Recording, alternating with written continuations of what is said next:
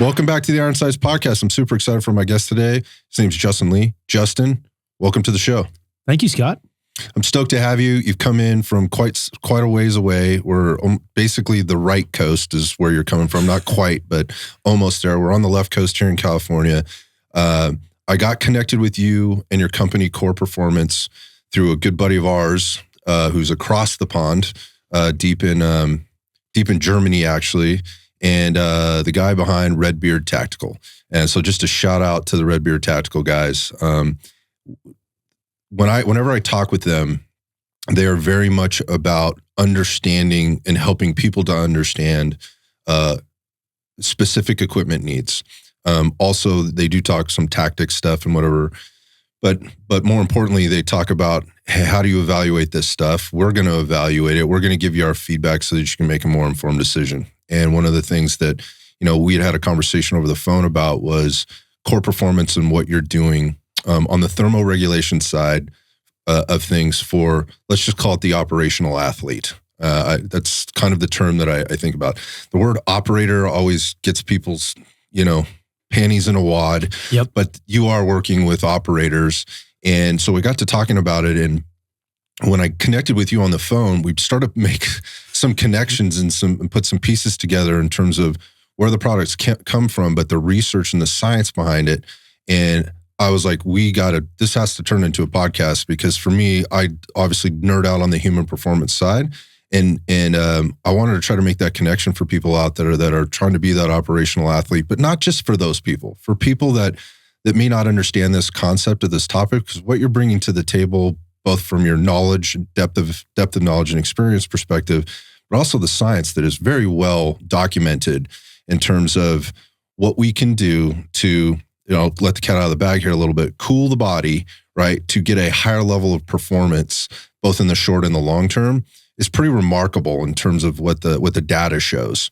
So I'm a total nerd about this stuff. We get to talk gear, we get to talk business, we get to talk human performance. And I'm sure there's a few science. Science. A few other roads we're going to go down. So anyway, Justin, thanks for coming in.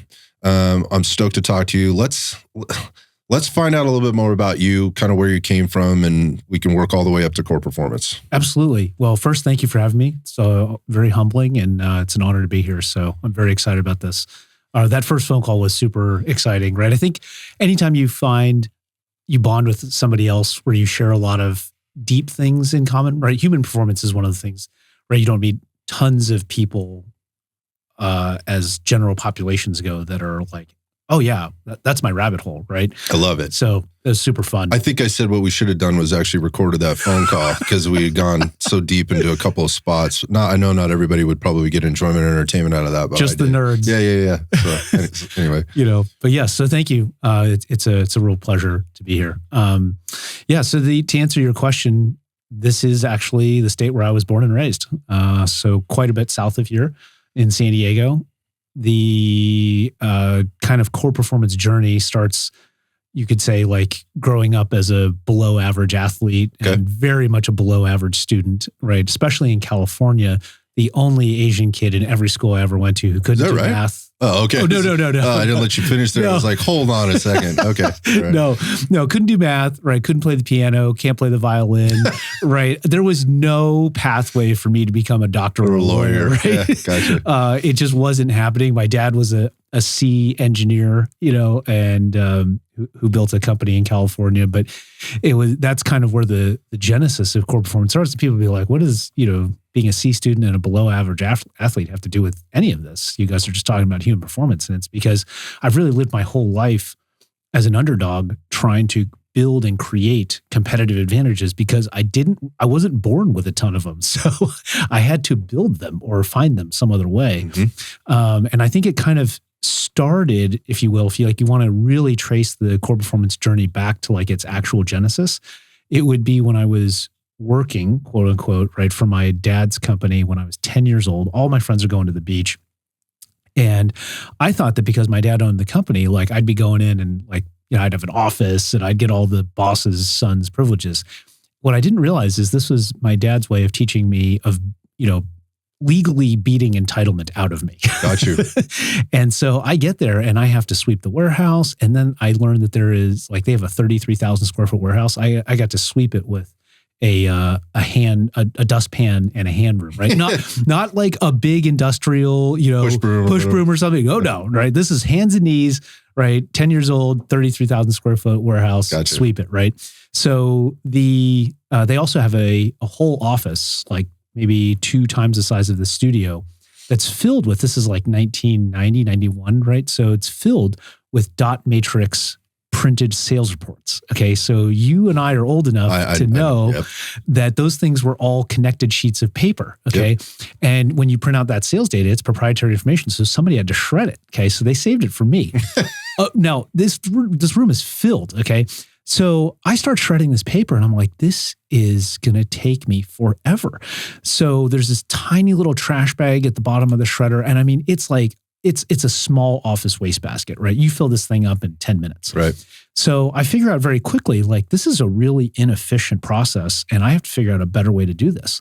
So I figured out kind of roughly that if I tape the sheets together, tape the long dot matrix stacks together. I know where this is going. And then I elevate the shredder and then I put big industrial trash cans underneath them. Just let that sucker run. I could let that sucker run, right? And that it was worth the 1 or 2 hours it was going to take me to tape all the different stacks, the reams together. And then I could move trash cans in and out of it while the machine never stopped. And I just had to lubricate the machine to keep it running and not shut down. And I was, what they had anticipated would take me all summer, I finished in under 2 weeks. So more sweeping, or what did that mean? Yeah, they were like back to sweeping, Well, sweeping was actually the previous summer. This summer, they thought they were really going to get me with, shred this room full of paper, right? So that is really literally the origin and the genesis of QORE Performance is how do I maximize my tools, maximize my efficiency? How do I run optimizations on everything to do the least amount of work for the greatest amount of output? And that's not a lazy least amount of work, right?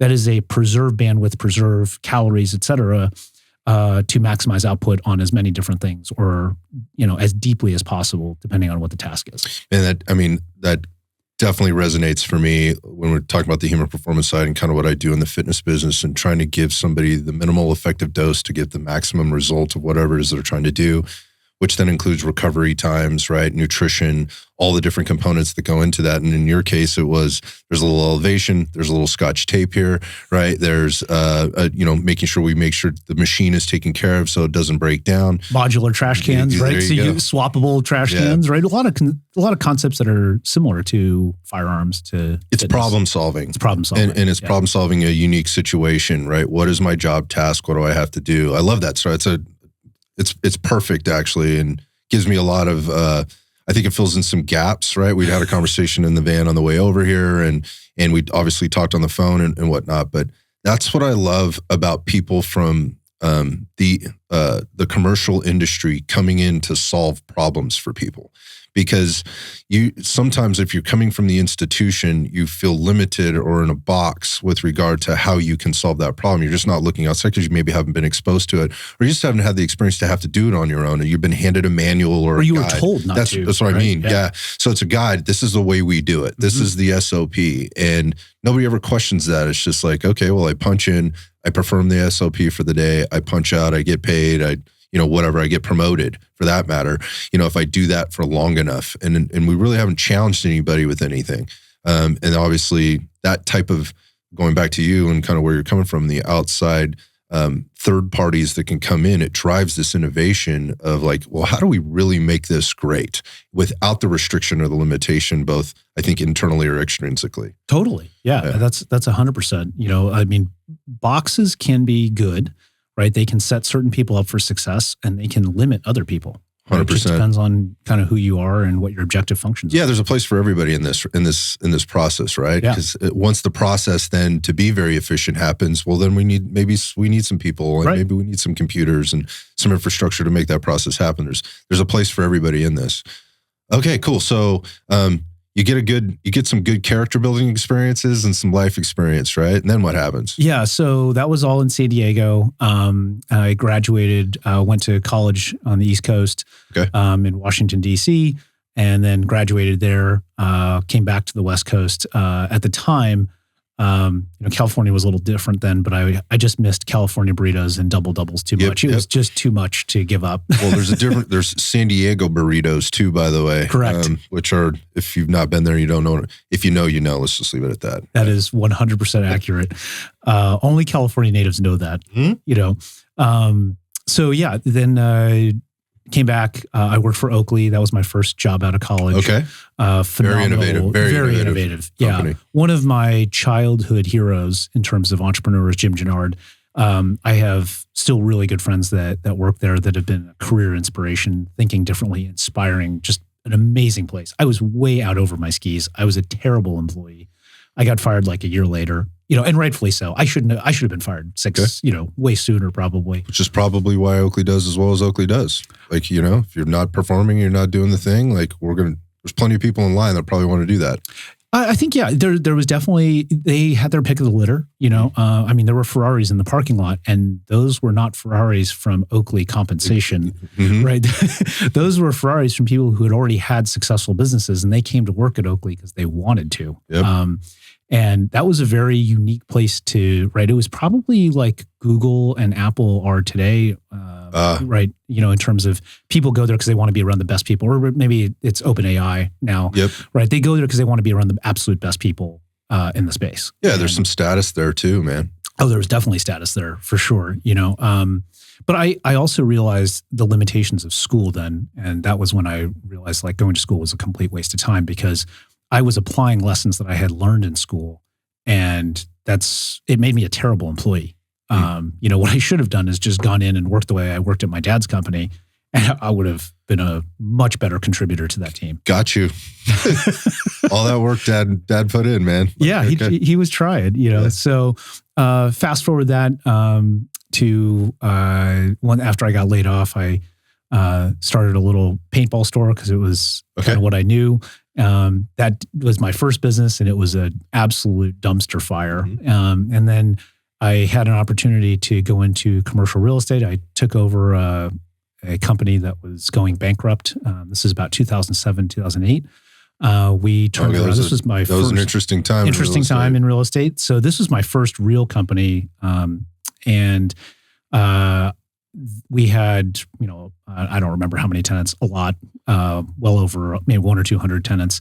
Wow. And we had about 3 or 4 months of cash left, and we had to figure out how to save this business. And so I realized that, offices were a lot like the human body, and I didn't know anything about real estate. So my dad told me very early on, if you don't know anything about a business, go to the financials. The financials are the lifeblood of the business. They tell you everything that's going on with it. So I just started reading them. I didn't have any formal training in, finance or anything. And I just realized, I'm like, wow, this power is a huge percentage of the company's gross revenue. Right? Power, be specific.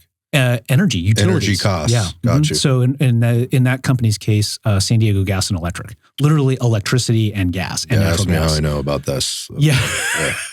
We have PG&E here. So. You got, right. Yeah, which is also expensive, right? So, and it's been privatized, which makes it even more.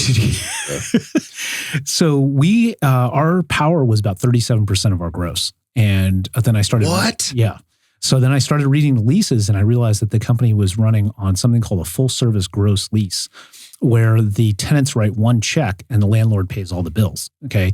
Well, we were getting crushed on that. So I devised a plan I was like, well, wait a second. So if we just cut this energy expense, we get to keep that, and that's profit, right? And that could turn the company around. And I came up with a plan to do that. We cut our energy expenses by 67% in 8 months, and it saved the business. So it's net 30. It was, yeah. It was huge. Okay. It was the equivalent of building about 1/6 or 1/5 of the real estate portfolio footprint in new construction without swinging a hammer. Wild. And it totally turned the company around, gave us enough cash to then deploy a search engine optimization strategy long before SEO was a thing. So this is 2008. we built a blog, a YouTube channel. We had a Twitter feed at the time, long before it was ever X. Mm-hmm. And my business partner and I, we went from a staff of 8 to a staff of 2 because we designed some software that we paid some other tenants to write for us. And we went to essentially a fully automated building management system that we designed. So tenants could log onto our website. They could conduct a lease on the website. They could file maintenance requests on the website. They could look at floor plans. This was long before anybody was doing this. Okay. And we got really good at search engine optimization. And then we started buying up websites and phone numbers of all of our competing buildings. Mm-hmm. So every time people misspelled a competitor's building, you're popping up. Yep. And mistyped a competitor's phone number, we captured all those leads and we absolutely crushed.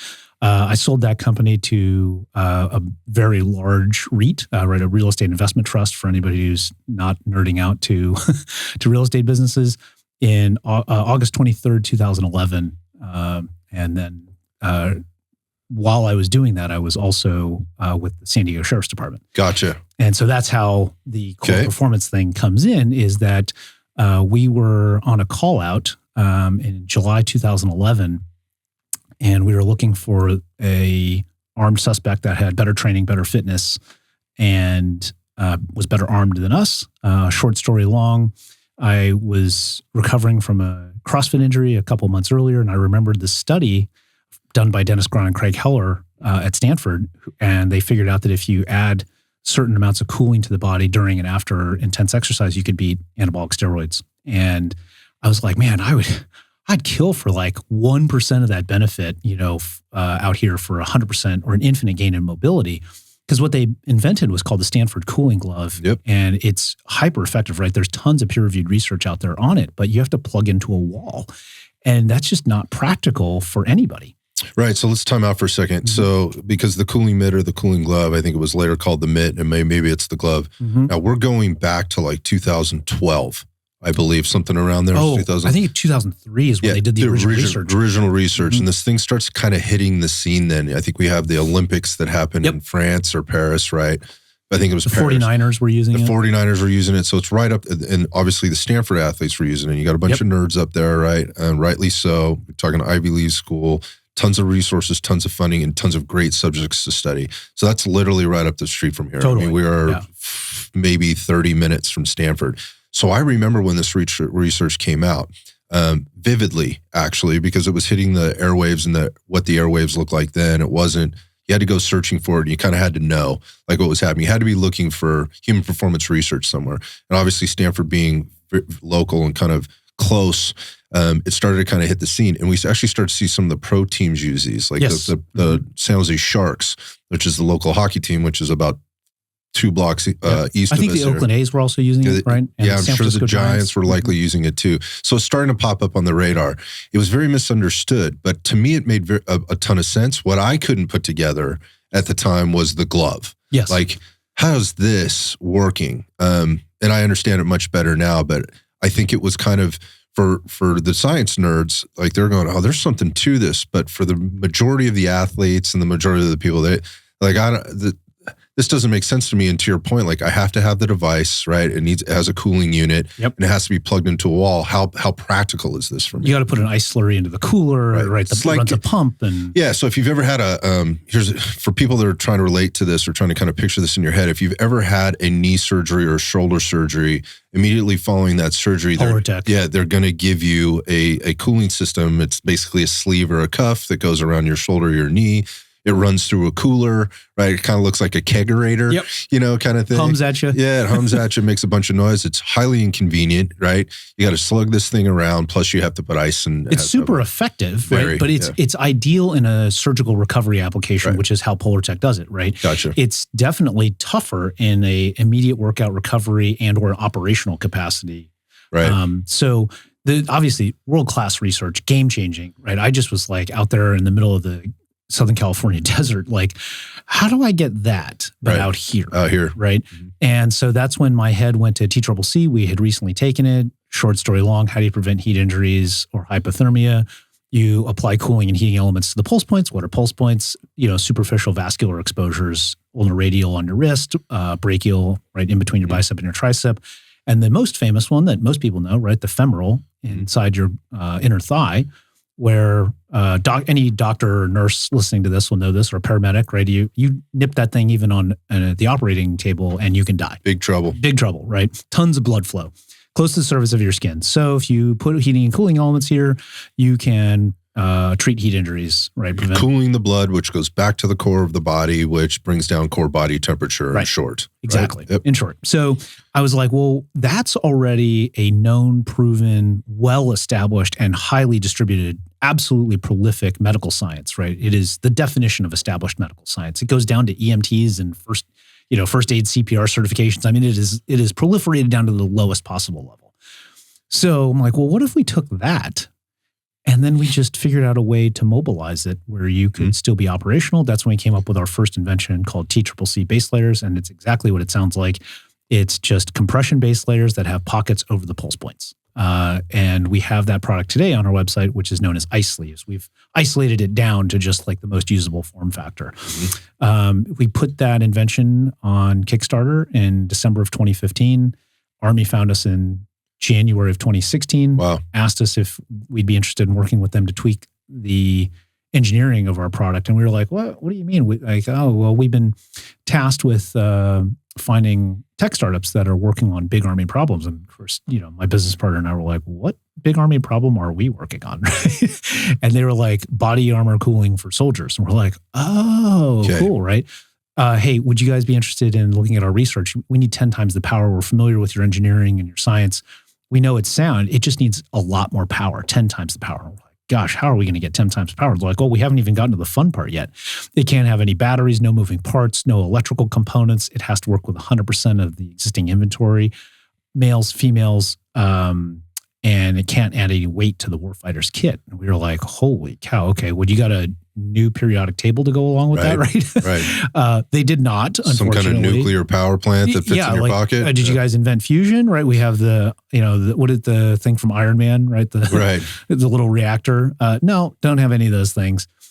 So I'm having beers or dinner with my buddy Marcus Capone.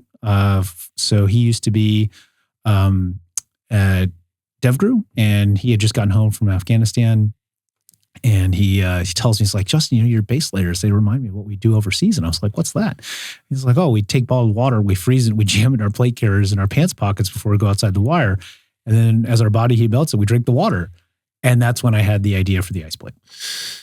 Okay, I love this. You just covered so much in such a short period of time. So for people that have never heard of QORE Performance before and what we're talking about, let's go back to the original product. So basically you have sleeves, right? So you have basically compression gear, and it's got little pockets in it, and we're just taking little frozen ice packs, right? Otter pops. Yep.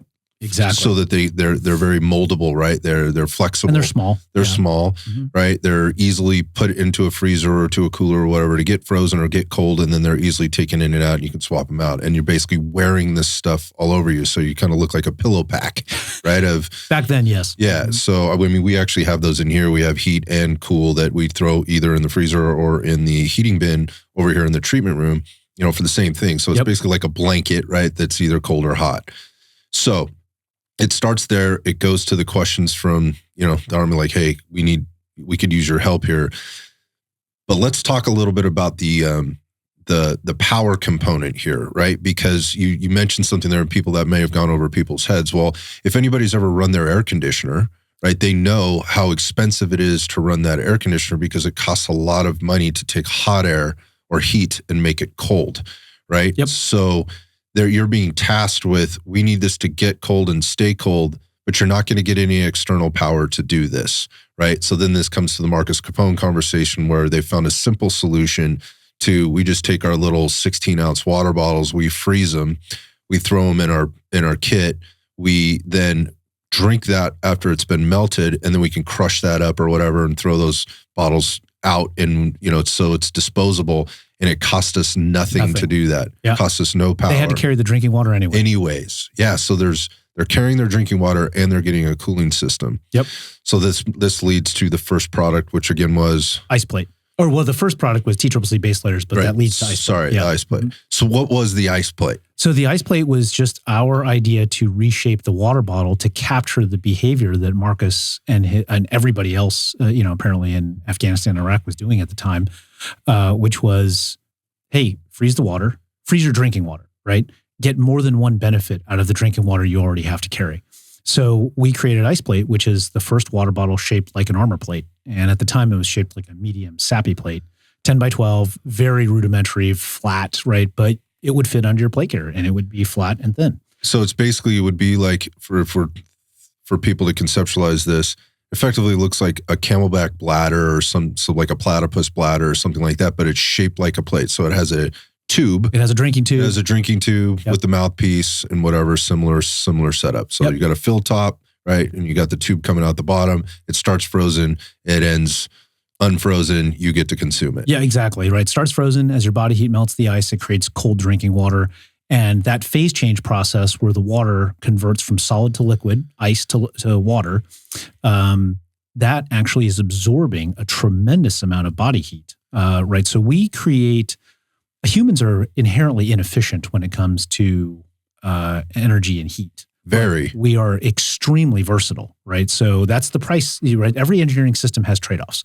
So you can either be super versatile and you're not going to be that efficient, or you can be hyper efficient and not super versatile, right? It almost doesn't matter what you're applying it to. But in this particular case, humans, we are taking in mass, right? We are mixing it with oxygen and food. Yeah, we're taking in mass food. We're mixing it with oxygen.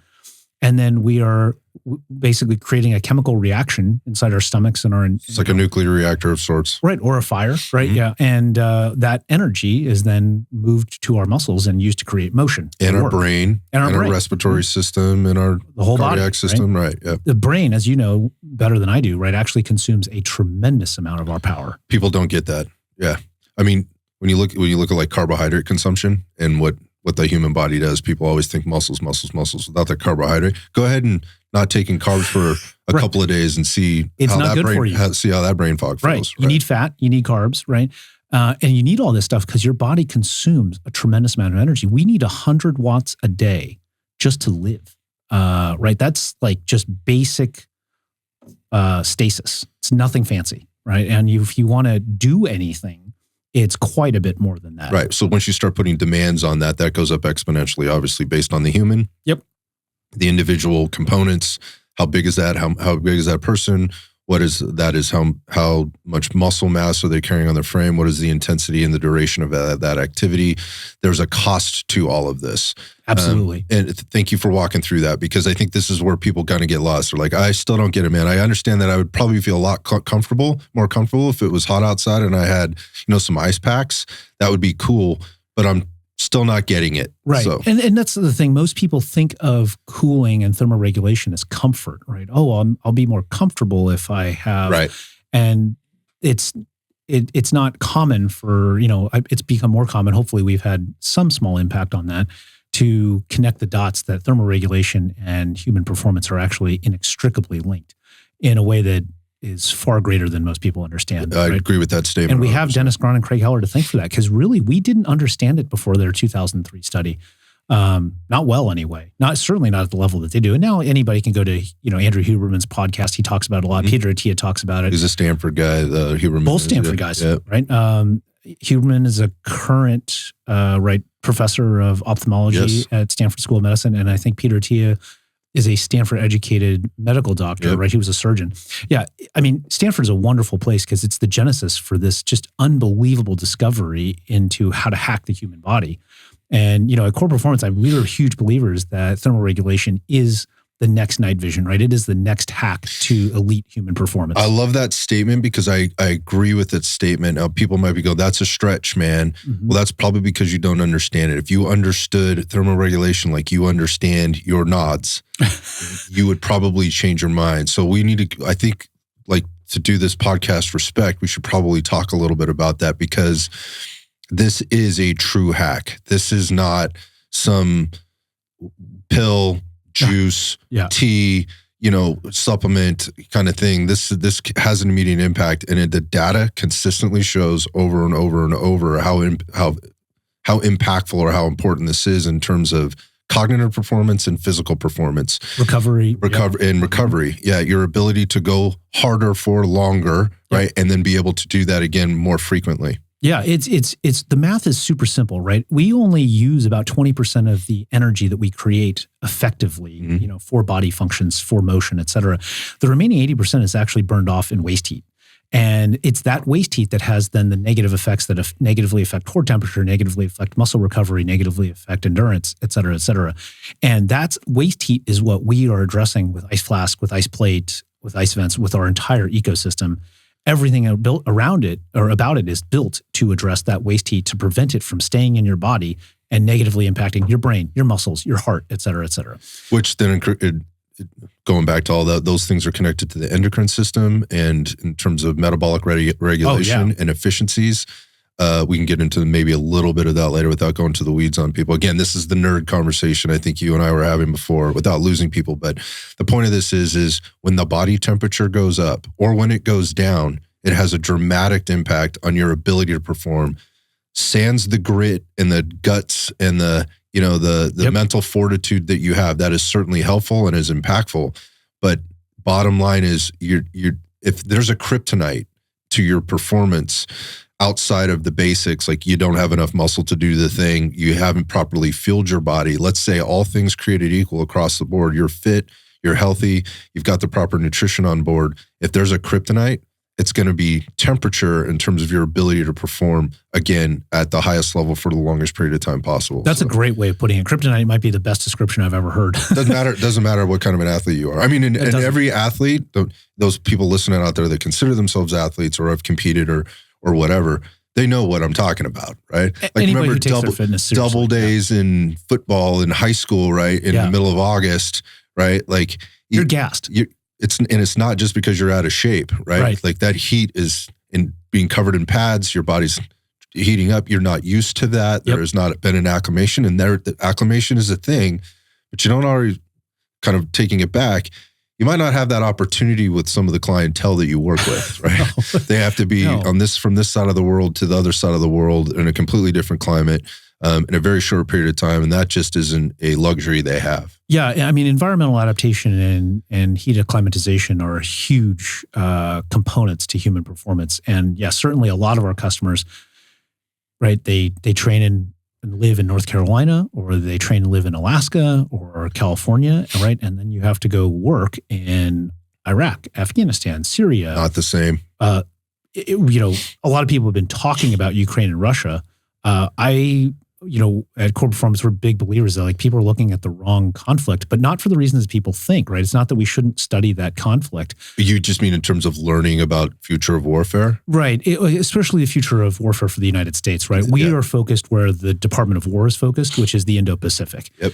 Yes, we're shipping weapons and support over to Ukraine, certainly taking lessons away from there, but really, I think we all know, anybody who reads the newspaper once a month, right, or any news site, a blog, whatever, knows exactly where the highest probability of conflict is going to come from for the United States. And it's not with Russia or Ukraine. Yeah, it presents all kinds of issues. Exactly. It's South China Sea, the Indo-Pacific. Logistics are a nightmare. It's a 6,000 nautical mile or whatever, or square nautical mile, whatever. It's a theater that is so big, it's bigger than the United States itself, right? And there's no overland connectors, there's no overland infrastructure. Yeah, ask the guys that fought in World War II over there, man. Exactly. They were left out there with nothing. And now, right, if you look at a lot of the problems that we discuss with, especially on current projects that we're working on, we're looking at, the effects of the A2AD strategy, right? So for those that don't know, right, it's the anti-area access denial strategy. And that's what the PRC plans on doing to us. They plan on just denying our ability to access the South China Sea, whether it's Taiwan or any other type of conflict, right? Using the first, second, and third island chains to prevent, disrupt and disrupt the sea lanes of communication. So what do you have there? Well, in the South China Sea and the Indo-Pac, you have an equatorial region, right, that is now logistically challenged, and it is a contested logistics environment, right? The entire space is what the War Department tells us they refer to as competitive, contested, and congested. Mm-hmm. And the same thing applies to space. But all of those are interlinked when you have a near-peer adversary like the PRC. So thermoregulation starts to become something that's actually hugely impactful, not just for the individual warfighter, but also for the logistics, because the Army's own quartermaster studies this is part of the data that TRADOC gave us, showed that thermoregulation with the power of like you'd find in an ice plate will actually reduce hydration requirements by 50%. That's wild. It's wild. Yeah, we didn't know that when we started working on it until they gave us that data. And hold on. Yeah. I mean, if you'd have told me 25, I would have said that was wild. 50%. Yeah, it's up to 50%, yes. And that, nobody has to take my word for it. We link to the Quartermaster study and the data on our website in multiple articles, right? We have a huge section called Thermal Physiology and the Environment that is nothing but research on environmental impacts on human physiology, thermal physiology in the environment, right? So this is just one of those many examples. Well, imagine what happens. You don't have to have cooling on every operator, every Marine, every soldier for the entire duration, right? If you just apply cooling for one day and you cut down the amount of water that you have to transport to that location by 50%. Never thought about this. Huge impact. You don't need a freezer next to the guys. You just need to get them off, to have them step off with the power, right? So the analogy, I don't like to reason by analogy, but it's often very popular because you don't have to think about it that hard, right? But if we're going to reason by analogy, it's like the solid rocket boosters on the space shuttle, or like the first or second stage of Falcon Heavy or Starship or something. So first stage of a rocket is not designed to last the whole mission. It is designed to put the space vehicle into orbit with a full tank of gas. And thermoregulation in the form of ice plate or ice flask or any of our products is exactly the same thing. I love that analogy. It's a really good one that I don't think people think about. Yeah. In terms of what did it take before you even got there? So, okay. Sorry. Less gas, right? Less gas. I got more fuel in the tank. I got more fuel in the tank, right? So I'm farther right on my mission timeline and I got a full tank. And I haven't taxed, because I have a full tank, I haven't taxed the other systems. So it's not just about being hydrated. Like, what is the trickle down of the cascade of being dehydrated, or just that I don't have a full tank? I'm still hydrated because I've got at least a half a tank left. Exactly. In your case, this 50%, or whatever is still left. But now I'm working, basically my clock just got smaller or shorter. Absolutely. Right? Yeah. And there's, as you know, right, being in the human performance business, there's these qualitative and subjective impacts also. So for instance, if you know that the temperature on your objective is 115, 120 degrees, it's already in your head, dude. Yeah. Right? And any serious athlete, you don't even have to be a professional athlete to know the effects of getting in your head. Ask me about just visiting my friends in Arizona during the summer. Like, I literally start to have a nervous breakdown. Totally. But I told them I'm not coming. And you are I'll see you in late October or November, man. Right. And you are a very physically fit, top of your game, right? And you're probably on the deeper end of the genetic pool when it comes to athletic performance, power output, right? Your endocrine system, et cetera. And it still has an effect on you, 100%. right? And you're very educated in the space, still has an effect on you because our bodies are designed that way, right? To survive. We are not built to just like run into situations that will kill us. There's an autoregulatory effect there. Yeah, on this. Yeah. Exactly. Well, one of the things, and this is not, this is where we get away from, cited or peer-reviewed research, but just from personal experience and from what our customers report to us, the cooling effect and the heating effect, frankly, for ice plate is so powerful that you feel like you're wearing an environmental shield, right? You put it on, it gives you confidence. You're like, okay, I've got an edge, right? It's not going to last the whole time. It doesn't have to, but like I have another competitive advantage and I've got a shield, right? And the shield doesn't have to last the whole time because again, it's just putting me farther right on my mission timeline with a full tank of gas. Great way of looking at it. Yeah. So I think we'll get into the product here and just like the design and kind of what you've done here. We've got some stuff for those people watching on YouTube. They'll get a good look at it. And we'll have this stuff up on like Instagram and whatnot so people can get maybe a better concept. And we'll talk about the website where people can go and kind of explore a little bit more. But the point of this is we've talked a lot about thermoregulation, right? We've talked about ice plate, and I think people kind of get it. Like, you've got something cool against your body, right? It's going to help you feel better, right? But it's not just the feeling better. And yes, there's a component there when we talk about like the psycho-emotional piece of this, but it's taking the power that your body is basically letting off, wasting, right? You called it waste heat, right? And you're able to utilize that. So there's a process of that exchange, that energy exchange that's happening, which is actually cooling you, which actually can improve your performance. So maybe we talk about this a little bit, because I think when you look at how people cool themselves. Let's just talk real quick about how humans cool themselves. You can kind of break it down really quickly if you want to go through there's 4 basic ways the body can do this. Yeah, right? Absolutely. Right. There's 4 methods of heat transfer, and only when it comes to the human body. When not talking about the human body, there's only 3 methods of heat transfer. And again, for the nerds that really want to dive deep, go to our Thermal Physiology and the Environment blog. It's written by Dr. Eric Patton from Duke University. He is one of the foremost experts on this in the DoD. But quickly, right, we have, when it comes to regular physics, right, we have conduction, convection, and radiation. Mm-hmm. When it comes to the human body, we have conduction, convection, radiation, and evaporation. Yeah. So it's very, very basic. Conduction, right? 2 bodies, right. 2 masses, you put them together, and they're going to attempt to reach some type of temperature, homeostasis, right? The hotter one is going to try to transfer energy to the colder one. It's just the way it works. Just the way it works. Put 2 hot rocks together, going to do the same. They're going to do the same thing, right? So that's all that's happening with IcePlate. You put a frozen block of ice on your back, and your body is naturally going to transfer heat into that ice plate before it even sweats, because it's less energy, it's less effort. And we know that from basic biology, we are programmed to always take the path of least resistance to preserve calories to maximize our chances of survival.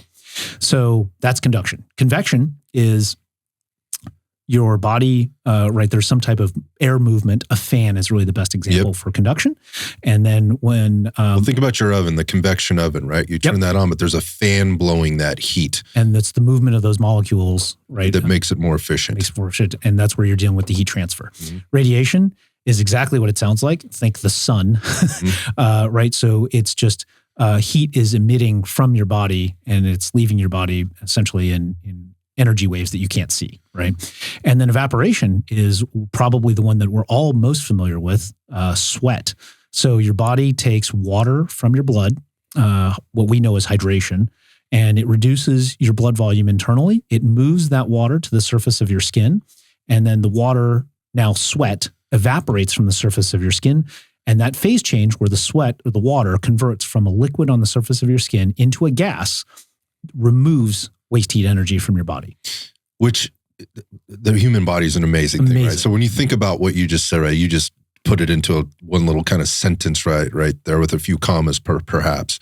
But when you think about that process, it is absolutely fascinating. It's amazing. The human body. There's other mammals that do this too, but so there's a couple other things to make that process happen though, like in order for that to happen. So what it's doing is it's taking that water, it's moving to the surface of the skin. But in order to do that, your body goes through a process called vasodilation, right? Mm-hmm. So it opens up the blood vessels, which then creates a need to fill that volume that has now been created with more blood, more nutrients, right? So when you think about performance, right, more blood, more oxygen, more nutrients, which means your heart has to pump faster. Exactly. So it's working harder. Because your volume is down. Because your capillary and vascular capacity is increased, right? It has to backfill that volume. Otherwise, you don't get enough blood to where it needs to go. And you've reduced the amount of liquid passing through those passages. You pass out, right? That's what your body's going to do before anything else. I have a personal story on that. Shocked me one day because this happened to me.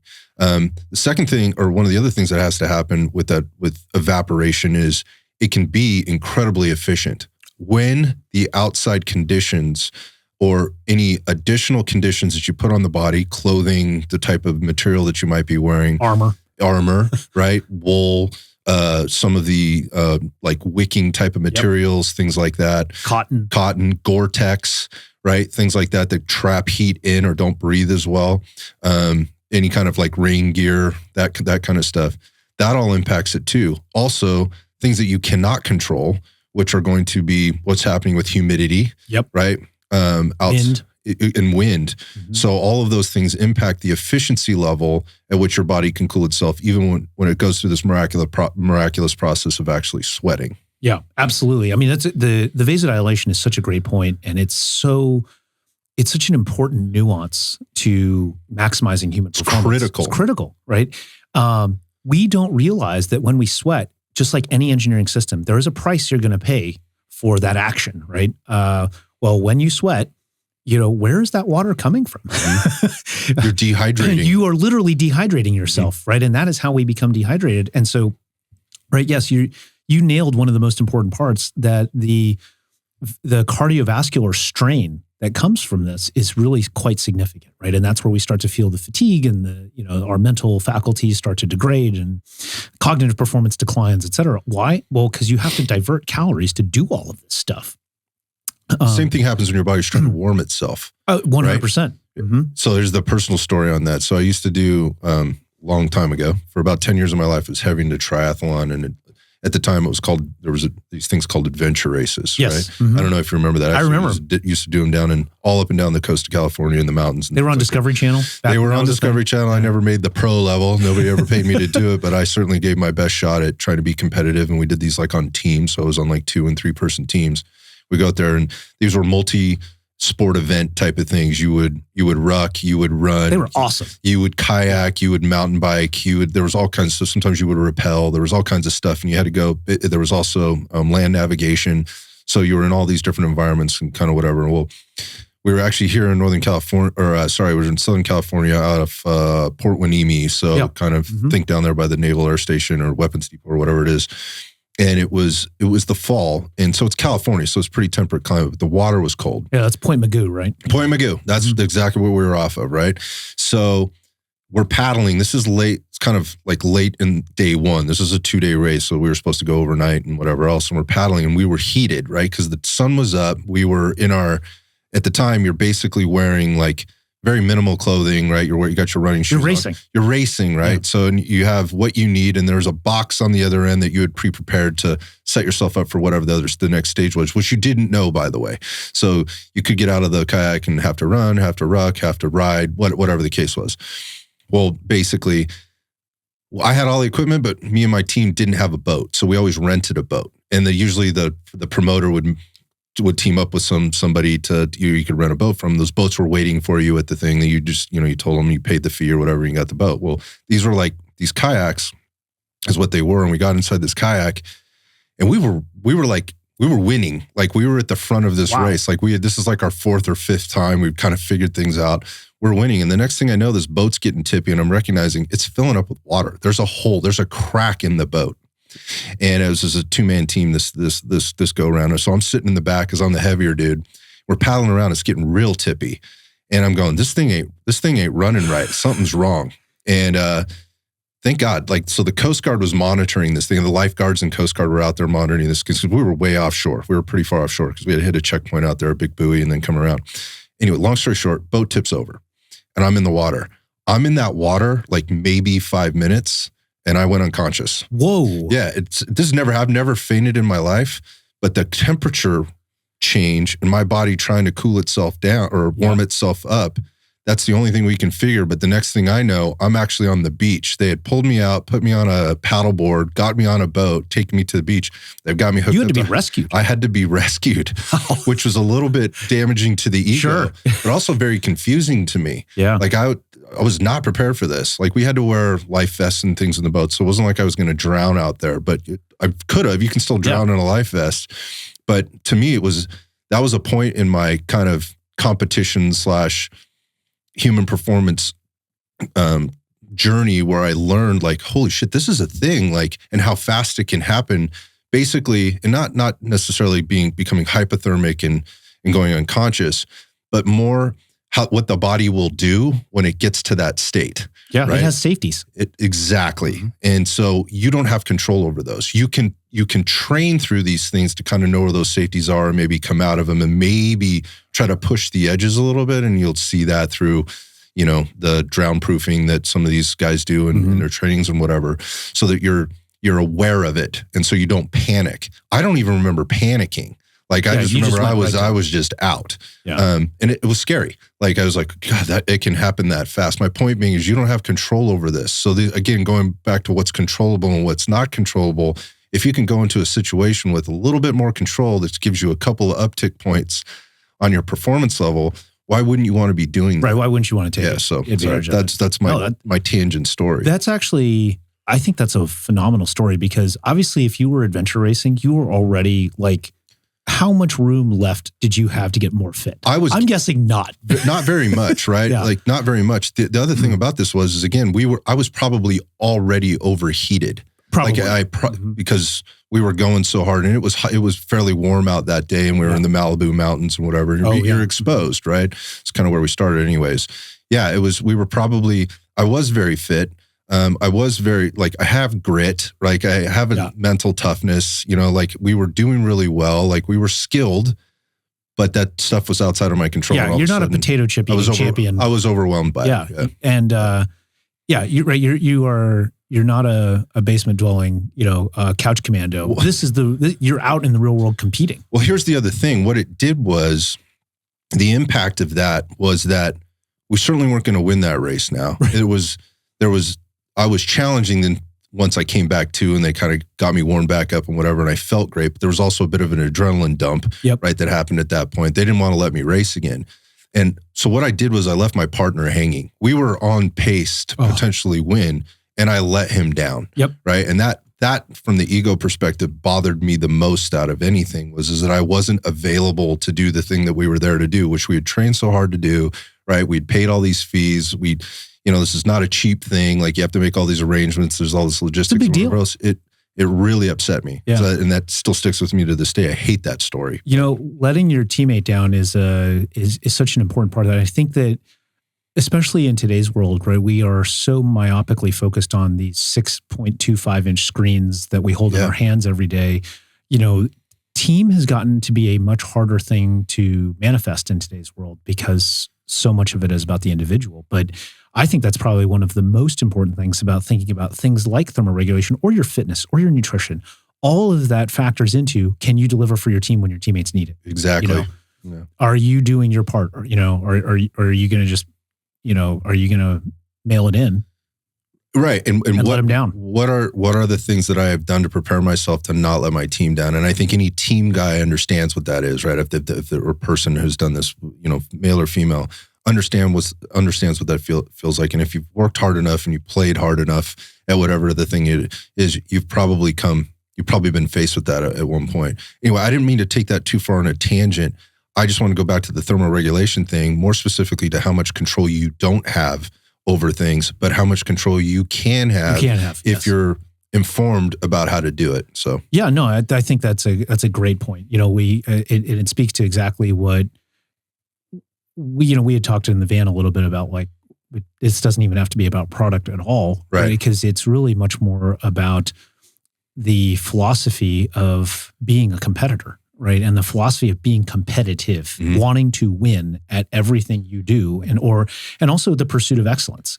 If you're going to be that guy that you always want to deliver for your team, and you're going to mind all your P's and Q's, dot your I's, your lowercase J's, cross your T's, et cetera, so that when game day comes, you are ready to deliver for your team, and you are not going to be that guy. That's really what we're talking about here. And it just happens to be that thermoregulation is one of the tools that you can use to be the guy that can always deliver for your team. Yeah, we talked about the hacks, or like what's the +1, right? Or in some cases, like the +10. Like you made the night vision comment before, like night vision and thermoregulation, things that can completely change the game for, again, if all things are created equal, but with the exception of like night vision. If it's dark, right? Yeah. And you're the team with night vision, the advantage that you get there, this is not debatable. Nope. Right? It's not even debatable. It's an empirical fact. There's not even a conversation to have. On the same, if you're at night in the heat, extreme heat, 120-degree heat or whatever, and you have to operate at the highest level as an athlete, literally as an operator, use that in air quotes or whatever else. Like, those two things are literally things that are their external things that you can control that impact the senses, impact your metabolic system, your autoregulation, all kinds of things, but more, and obviously your mental focus in terms of your confidence level, in terms of what you're capable of doing. Anyhow, so I think it's important to talk about the product and just, what you're bringing to the table. Because I think at this point, like, if we haven't made a case for how important cooling and heating is, right, and that your body is very efficient to a certain extent, but there's controllables and uncontrollables, what you guys were challenged with or tasked with was like, how do we make this work for this particular population of people? That is, doesn't the what's the consequences of not performing at the highest level or the worst possible. Yeah, right? absolutely. Right. If you're on a small team, right, say it's 12 guys, whatever, 16 guys, and you lose one guy to a heat injury, one guy goes down with heat stroke or heat exhaustion, whatever, it's not one gun out of 12 that goes down. Right.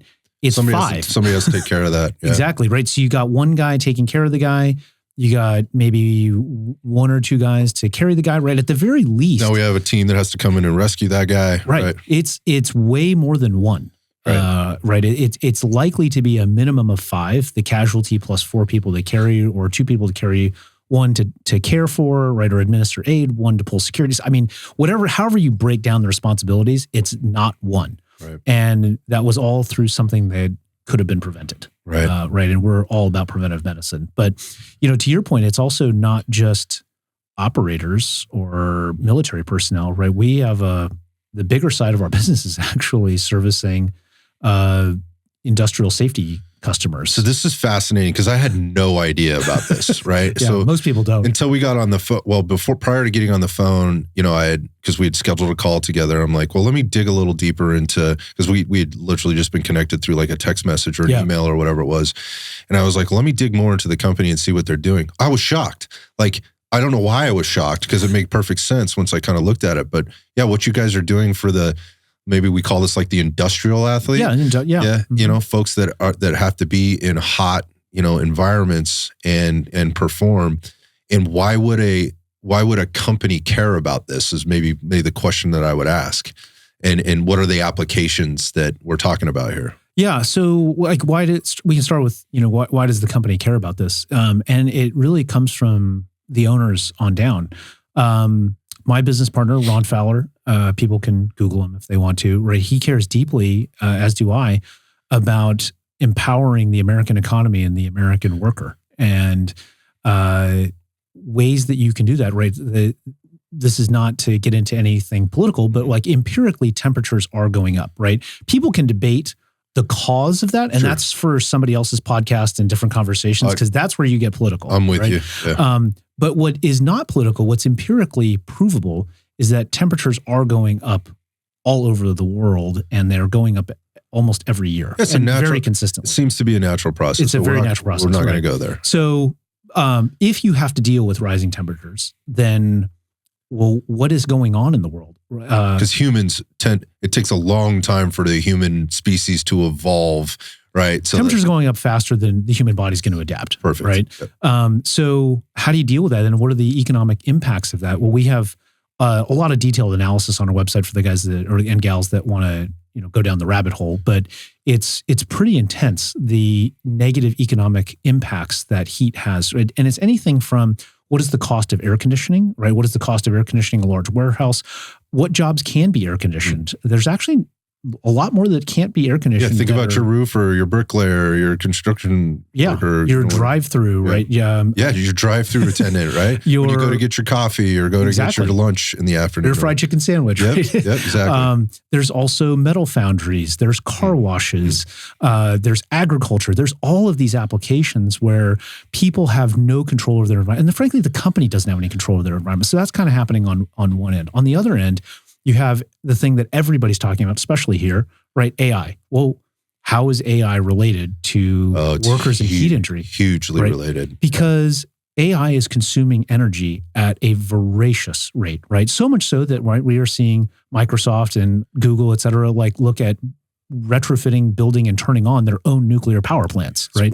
It's wild. Okay, well, in that environment, you kind of have 3 things going on if you think about a 3-circle Venn diagram, right? You have this growth of AI leading to unbelievable power consumption, and power consumption is increasing at a rate that the grid cannot keep up with and support.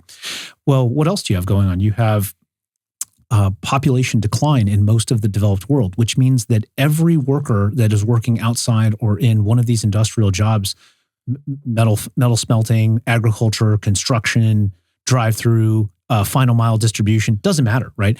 There's fewer of them. You have to keep them safer, help them be more productive, and you have to work to retain them against these other forces.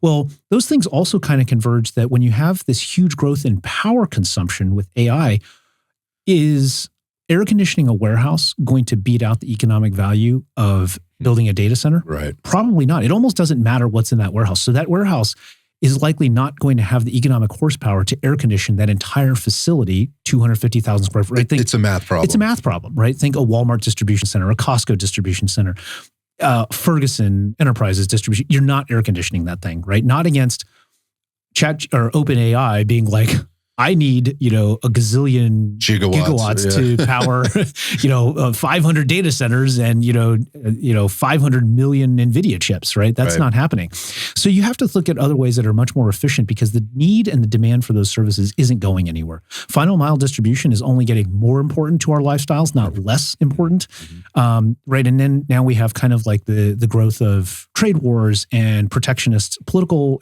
or economic policies, which again, we don't make any commentary on the political aspects of it. We just observe the world is moving to a place where countries are taking increasingly isolationist policies, right? Led by the United States, but everybody's kind of taking them. So what happens when you have that, right? You have this convergence where you need to get more out of your workforce, period, right? Everybody does. And this isn't like one of those like, oh, the man is squeezing the little guy kind of things. This is us as a nation. We have to be more productive or we are going to get left behind because we don't have the biggest population on the planet. It's a huge fear of mine. Yeah. Huge. Yeah, huge concern. So Ron and I care deeply about making America competitive any way that we can. We feel this is an area where we can have an outsized impact on America's workforce. So we're basically putting ice plates on these workers is what we're talking about. We are. So this summer we started new pilots in final mile distribution to help those workers and those employees be able to maintain higher levels of performance for longer, right? And again, the popular sentiment today, especially on the internet, is going to be to jump into the comments and attack these statements and be like, oh, this is just corporate America and big government trying to take advantage of slave labor, right? That is not what this is at all. This is actually, I think, quite the opposite, right? This is recognizing the value of everybody who contributes to our economic effort and a recognition of just how viciously competitive the global economy is. If we do not work together as a nation to be as competitive as we possibly can, we will lose because there are other countries that want to take our spot at the top of the food chain. And they don't care about any of that. They don't care about any of that stuff, right? They have people, they have slave labor. There's communism out there. There's state run. There's a high probability, what would you say? More than 50% of your listeners, and it doesn't matter if it's your listeners or any podcast listeners, right? They're using some product while listening to this. 100%. That was made somewhere else. I mean, we're talking on products right now that were made somewhere else. Right. And some of them had components that could have been made by slaves for sure. Yeah, we're recording it's very slippery slope to start. Very slippery slope, right? And we know where those regions are. Nobody, nobody has to go into that. But when you look at this, we look at ourselves as just like one of we're trying to be a solution. Yeah. And we're trying to help empower the country because we care deeply about, America and our well-being and us winning, right? Ron has been an immensely successful businessman throughout his career. That's easily findable on the internet. And so we want to make sure that we have this competitive advantage going in to the future and that, we're not going to get left behind. This is one area where we can contribute, right? Yep. And a lot of this for me personally comes from how my family came to this country. We don't have to get into that, but it's short story long. It's like my dad's side of my family came from communist China. They were Christians and capitalists, right? You can imagine what happened to Christians and capitalists. I don't want to. But yeah, they were chased out of the country basically and fled for their lives to the United States. Swore this would never happen again. Right? So the United States was the only place that gave my country, my family refuge and a safe haven in the face of real communism and what communism really does to human beings.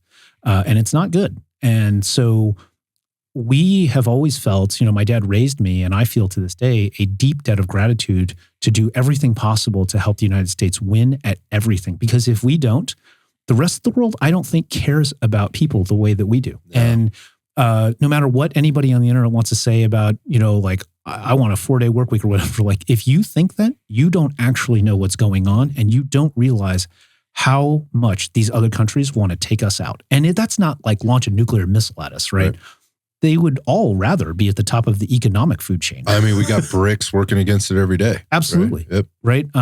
Xi Jinping is absolutely out to end the Western way of life. Yeah, and it's weird though too, because I don't think they really care that much about one another. They just care more about the bigger topic, which is taking out the West at some level, right? And so when you see these collaborations between Putin and Xi Jinping and whoever it happens to be, and there's a few main characters there, they don't really care about one another. Like what they care about is this top level mission, and so when you're caring about that, not one another, not your own people, they'll just do whatever they need to do. Yeah. Right? Which is what we're seeing happen. And, again, go back to the Ukraine conflict. This thing it's wild. Like Russia doesn't give a shit. No. They really don't. Anyhow, another podcast for another time on that. But that said, no, I can appreciate that situation. I think there's a lot of companies out there that do say that, right? Because it sounds good. It's a good soundbite, but they're not actually doing that. And they're sourcing materials from places that, aren't they're not coming from the right place. They're employing people that aren't here in America trying to do the same thing. So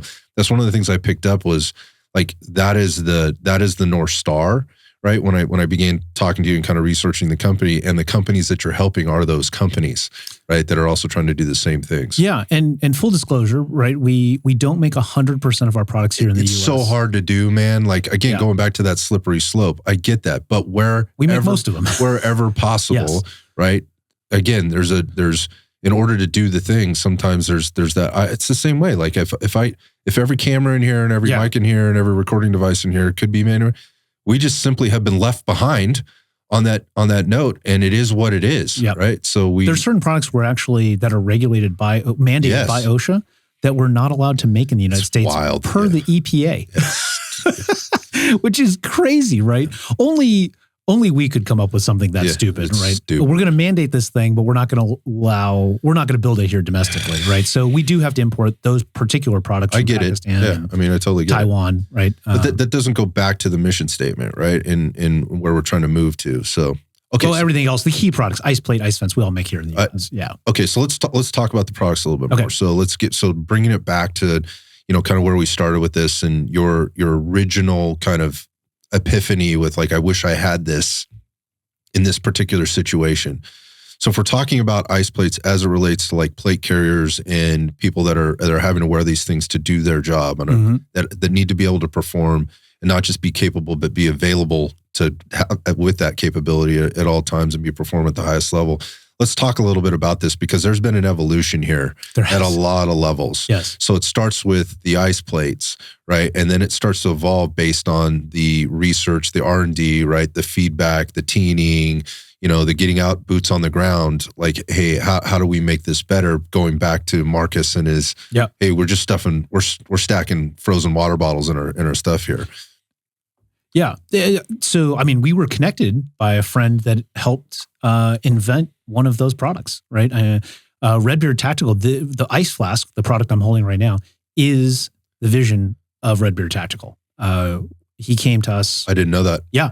The idea to make a water bottle that had the same capabilities as IcePlate, but was in the form factor of a PRC 152 radio, belongs totally to Felix.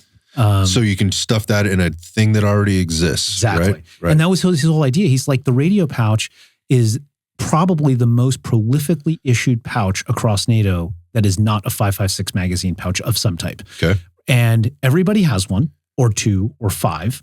Okay.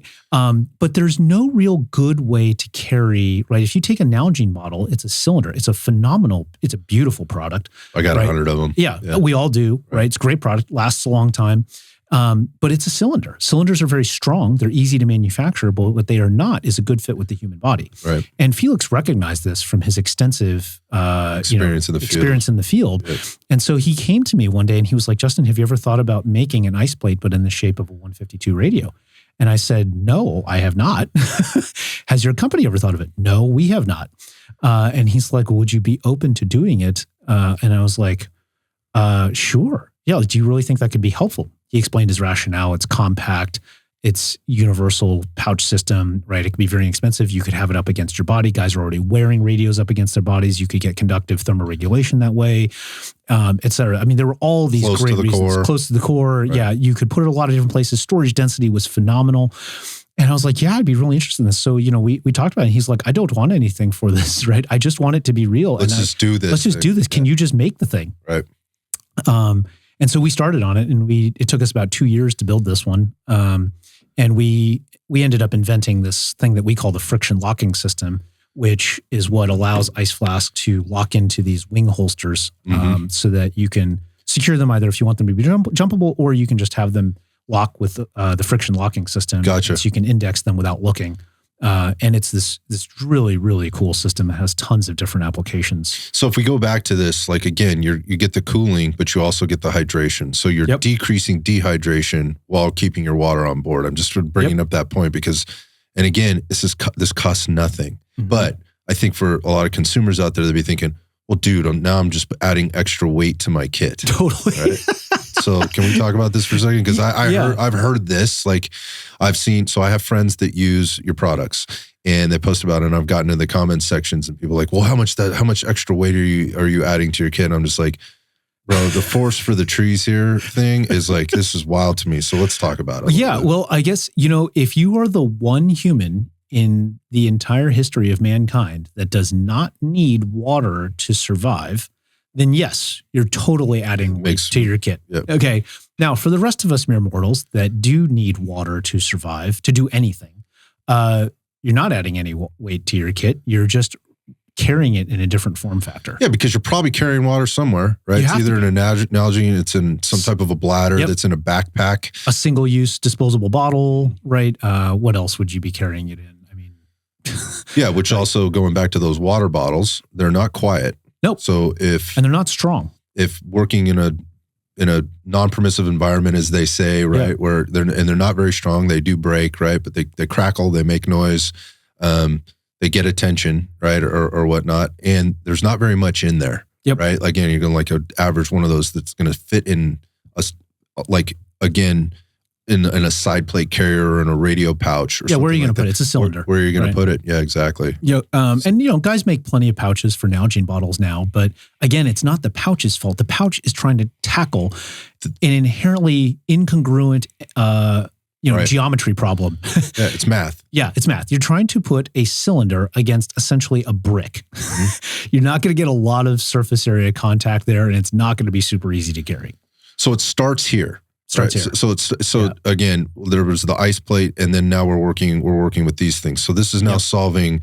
I can carry water in different places, different ways, different places, different places, based on my particular task or kit configuration or level of comfort or mission duration, fitness level.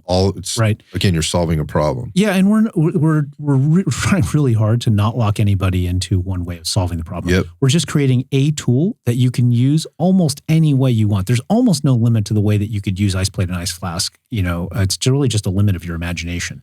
And in between those products, we have IceVents, which is to facilitate evaporative thermoregulation, right? Going back to those 4 ways. Going back to those 4 ways. So it's omnidirectional load-bearing pads that are antimicrobial at the molecular level. They're super high tech. They're actually made about 5 miles from your studio. Oh, is that right? Right here in the Silicon Valley. They're a Silicon Valley product. Yeah, it's a Silicon Valley technology. We own half the intellectual property portfolio, and then our partners own the other half of the intellectual property portfolio. What's unique about this? IceVents? Yeah. Great question. So if you look at the typical materials that are used by we'll call it the soft military, industrial Nylons, complex, nylon, whatever, it's spacer mesh and foam. So both of them are very inexpensive, which is the number. It's cheap, right? And they're also very easy to work with. There's nothing wrong with those two properties. We just take a different approach to it. And when you look at foam and spacer mesh, we have, by the way, all the empirical data on our website if anybody wants to. Yeah, there's a ton of that there. Okay? Yeah. So nobody has to take my word for it. If you like graphs and pictures, they got those too, man. Yeah. So why are foam and spacer mesh suboptimal when it comes to human performance? Well, foam is a phenomenal insulator, right? What is lining the walls of your studio here? Exactly. Right. And why are you using it to do that? Well, you're using because it absorbs sound, just like it blocks and insulates heat and energy. But you know what else I had to do to get those things? So when they ship these things, they come in like a 10-pack or a 12-pack. They are vacuum sealed, right? So when you get them, these things are like 2.5 inches thick, right? Yep. And expanded and now on the wall and flat. But when you get them, they are sucked down into a vacuum pack. And so when you pull them out, that's exactly what they look like. So in order to get them to the form that you see hanging on the wall, I had to soak each one of them individually by hand in the sink in a tub of water, basically. Oh my gosh. Then wring them out, right? Because they are so absorbent, they carry a ton of water. And then I had to stick them in the clothes dryer and tumble dry them to then dry them out so that they would expand back to a flat form. I had no idea that these were that much work. Yep. So going back to the foam, it's extremely absorbent. Yes, Yep. it's absorbent and it's insulating, right? Well, I mean, you don't have to be a rocket scientist. Do you want absorbent and insulating on a body that's working really hard in combat or, doing an industrial job? I don't think so. No. So when you get into the backpacking or the outdoors industry, they started to figure this out too. I mean, my original backpack straps on my Peak 1 backpack when I was a Boy Scout was basically nylon, right? Or Cordura, with foam in there. And it was great. It was like, it felt great. They got soaking wet and they would stay that way. And they'd stay that way. They stay that way. So now what happens, as you know, right? What happens when you absorb a lot of water? Yeah. Now you're carrying that the weight. Sweat weight around, right? And that actually adds up. Ounces equal pounds, pounds equal pains. So that's foam. Spacer mesh does exactly the same thing. In a lot of ways, it's kind of worse because you can kind of stack it and it gets even more insulating and you can increase density. More density, yes. Yeah. So we have all the FLIR images where we, on our website so people can see, well, is Justin really right? Don't take my word for it. Sounds cool, bro. Yeah. It's pretty cool. Just look at the FLIR images, right? They'll tell the whole story. Picture's worth 1,000 words. In this case, it might be closer to 1,000,000, you know? So IceVents take those issues and they completely eliminate it. So IceVents are very translucent. Okay, so if you look through one of our IceVents pads, in fact, why don't we just take one off?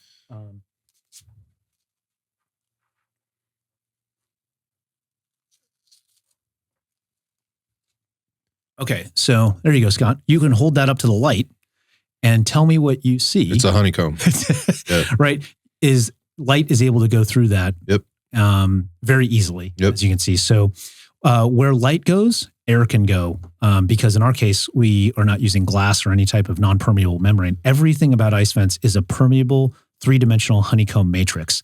Air can travel in every direction, and it can do so while under load. And that is a very unique set of properties. Nobody else, to our knowledge, can even come close to this. So we go back to the convection process in moving air like the fan, exactly. Right? If you're moving, right, in space, you're getting that 360-degree airflow. Yeah. And again, I say that like people like, yeah, that's what he just said, man. Just for those people that may not have picked that up, that's what we've got. And these things are a product that could be used with your plate carriers or with anybody else's plate carrier. Anybody's, yeah, exactly. We try to keep all of our products to be as open source as possible, right? Yeah. We do have patents on them, but we try to keep all of the non-patented parts to be as open source as possible. This cap on the top of Ice Flask is a great example. It's the same exact cap that goes on. Yeah, talk about that, yeah. So this is this cap uses the 28410 thread standard, which is used by Coca-Cola Dasani on their bottled beverage products. I mean, I would imagine this is like the most popular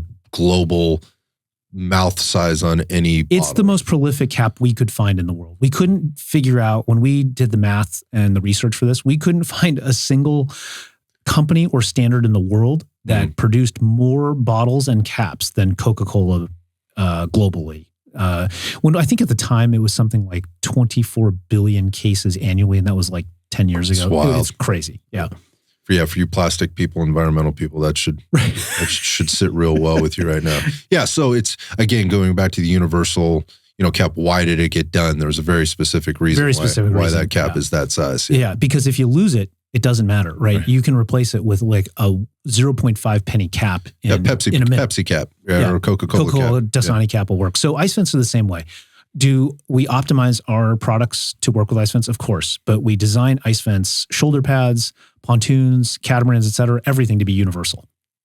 So we have not just the hydration system, but we have the evaporation convection system that's here so that we're hitting it from all angles. Exactly. Right? So instead of a foam shoulder pad, right, or a spacer mesh shoulder pad, which is convention, those things are going to insulate, right? They're going to trap heat in, they're going to absorb and hold water, and we do the opposite. So IceVents are totally hydrophobic, or we call it, hydrolysis resistance. So they cannot absorb water. You can go to our website. Again, we have all the empirical testing data on there, and we weigh them before and after So you can see how much water they absorb compared to foam and compared to spacer mesh. And it's dramatic, the difference. So if it doesn't absorb water, I imagine it's somewhat buoyant as well. Yeah, they'll float, right? But they are also antimicrobial. So it's a big deal. This is a real favorite for the internet pundits to try to tear apart. I love this one. I love this one, though, because it matters, man. It matters, yeah. So if you look at IceVents under a microscope, they look like the Himalayan mountains. And at first, that doesn't sound like a really big deal, except that it makes it nearly impossible for bacteria to grow on them. And that's how it's antimicrobial at the molecular level. So it's not a chemical treatment. So, right, the clothes that you and I buy and that we wear to work out in, they're generally treated with some type of antimicrobial treatment after the fact. Aegis, Silver Shield, something like that. And usually it's silver-based, right?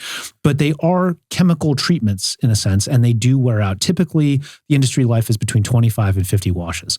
Well, by going antimicrobial at the molecular level, IceVents cannot lose their molecular properties at all. Or their antimicrobial properties at all. And then if you want, you're a big, strong guy, right? So try tearing that IceVents pad. I was just going to say, just in terms of continuity and the ability for it to break down, right? Like that's a problem also with the regular mesh that we're using. After time, it will wear. It will wear, yeah. We have guys that have our IceVents insoles, and they've been wearing them for almost 7 years now, like the original prototypes. We have a good friend of mine, 0311. He was part of our original testing cadre. And he's now a police officer in the Northeast.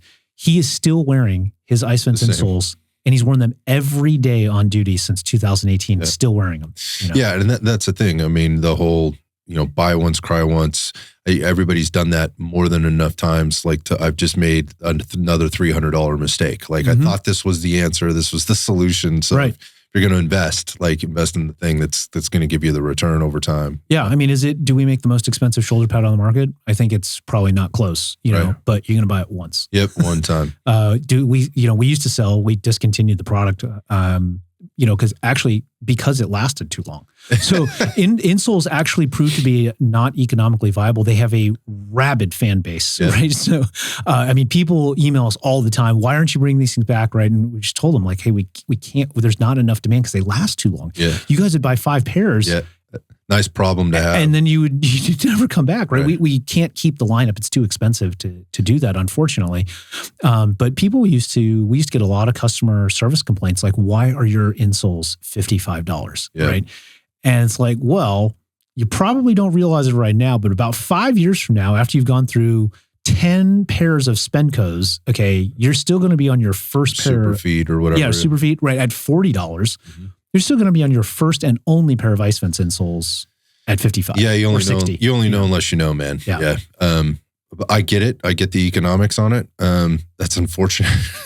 People that don't already have them can't have them now, but I understand. But we still make the pontoons, the shoulder pads, the holster pads, right? Because those are still, people love those products. But I mean, I'm wearing my first prototype pair of IceVents insoles right now. So it's really less to talk about the insoles and much more to speak to the durability of the technology. Yeah. So, and which shows up in the rest of the product line. Yeah. All right. So let's talk about the plate carrier. Okay. Yeah. Yeah. Because there's a lot going on here. And I mentioned in the van on the way over, I've seen the IcePlates being used in application on a couple of events that I've been to, multi-day events and they're raving about the IcePlates. But I never really talked to anybody about the actual carrier itself. And so I didn't really have a frame of reference for kind of how people were utilizing it or the things that I'm sure you're going to talk about here. But I did do the thing, got on the interwebs and started searching through YouTube for the things that came up. And I was really, there were some things that came up from a few people that to me indicated there was a lot of R&D that kind of went behind this. Yep. And the bigger thing that I think I took away, and I'm sure you're going to talk about this, is that it is modular and it can interact or interface with so many other different types of products. So if you have your favorite plate carrier, like for example, this shoulder pad here can be used Absolutely. For that, right? You can strap it on there if you want. You don't have to go and buy a brand new plate carrier. No. So anyhow, maybe. The only reason, this is IcePlate XO Gen 3 in front of us here, and to be clear, this is like one of the biggest points of confusion, I think. we didn't build a plate carrier because the world needs another plate carrier. Yeah, that's for sure, man. Right. There's too many already, probably. We built it because we had so many customers asking us to create our vision for an organically integrated thermoregulation or for a plate carrier system, an infantry fighting system that had organically integrated thermoregulation. Okay. And so we were like, okay, that actually makes a lot of sense. We should do that, right? Because everybody always cares about integration and everything like that. And is it easy? Is it comfortable? Right. Et cetera. So that's how IcePlate EXO Gen 3 was born. And in the process, we created what is, at least in our testing data thus far, the lightest plate carrier on the market. So we've tested, I think, 20 or 30 plate carriers. All of the data is on our website, Best Plate Carriers 2025, search term if people want it. And I think 15.2 ounces is the lightest one that we've tested yet, which is our EXO with side strap. And then we try to very consciously and very deliberately to recognize where we're not the best in the world.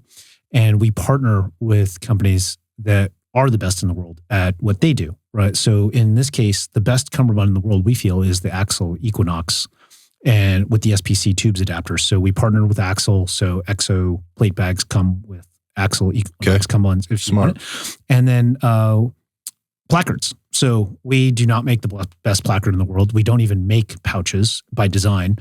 It doesn't pass our why, right? It's not part of building a superhuman future, weaponizing thermoregulation and hydration, et cetera. I get it. Yeah, I mean, and that just means you have to have that many more SKUs in the lineup and that many more products to focus on. And we try to just stay laser focused, right? Are we going to make the best placard in the world? Nope. So we partner with our buddy Dan at Dynamic Principles, and we offer his placard with EXO, and then we partner with our friends at Source, who make what our customers and us feel is the best drink tube in the world. Again, drink tube is outside of our domain where we can be absolutely the best in the world. Yep. Are we the best in the world at preventing heat injuries? Yes, absolutely. Hypothermia or heat stroke. Are we the best at doing that with hydration? I think unequivocally we are absolutely the best, but we try to stay in that swim lane, Yeah, I get it. So when you brought this, let's actually pull this thing over a little bit. Just move this guy. Put this thing in the middle. So one of the things that came up for me, and again, I've never put one of these on. I really don't have any need for a plate carrier. Maybe if the end of the world happens, I have one. I rarely wear it. Sometimes I'll go out and train in it on rare occasion. We have something for that too. We can talk about that. Yeah. So there's a few things to this. So first, one of the things that came up for me is like, okay, so now we have an ice plate between that and the plate. So this is not a ballistic plate at all. Correct. Right. It just simply is a reservoir. Right. And there's some things about that which we can come back to. But one of the things that came up for me, and I'm thinking like as a consumer that may have to wear one of these things on the job every day or quite frequently, like what happens with like thickness? What happens with like, because now I've got more bulk, more width, right? And if I'm working in tight spaces or things like that. So I wonder, because I really didn't hear anybody talk about that and I haven't had that conversation with anybody, I wonder what the feedback is that you get from folks, both on the pro side and the con side. What can you tell me? So IcePlate is exactly the dimensions of a medium ESAPI, right? So it's 9.5 inches by 12.5 inches by 1 inch. And that's, to our knowledge, it's pretty much the thinnest form factor you're going to find to carry 1,500 milliliters, 1.5 liters, right, 50 ounces of water. And then the fact that it's conformal, because it's the exact geometry of the medium ESAPI, there's no wasted space in there, right? So this isn't a pack where you put a bladder in. By the way, we are not a direct one-to-one replacement for bladders in all circumstances and at all sizes, right? There's definitely going to be mission durations where you should absolutely use a bladder. There's a time and a place for it, right? And so the IcePlate it's going to be, if somebody can find a thinner way to carry 50 ounces of water, we'd love to see it, right? But it's not sloshing around in a soft bag or whatever. Exactly, right? And that's also tough enough to get run over by a vehicle. We have those videos on our website. And that's been something we've heard consistently. Probably one of the most consistent pieces of feedback is that guys are buying IcePlate for peace of mind. Whether they use it for the temperature regulation or not all of them do, and we don't care. They're just simply carrying their water. They simply want to carry their water. And if that's what their jam is, that's cool. That's why we made it, right? This is America. Right. You do what you want. Right. And so the IcePlate, they can sit with confidence. They can lean on it, right? They can sit in a vehicle. They can sit flatter.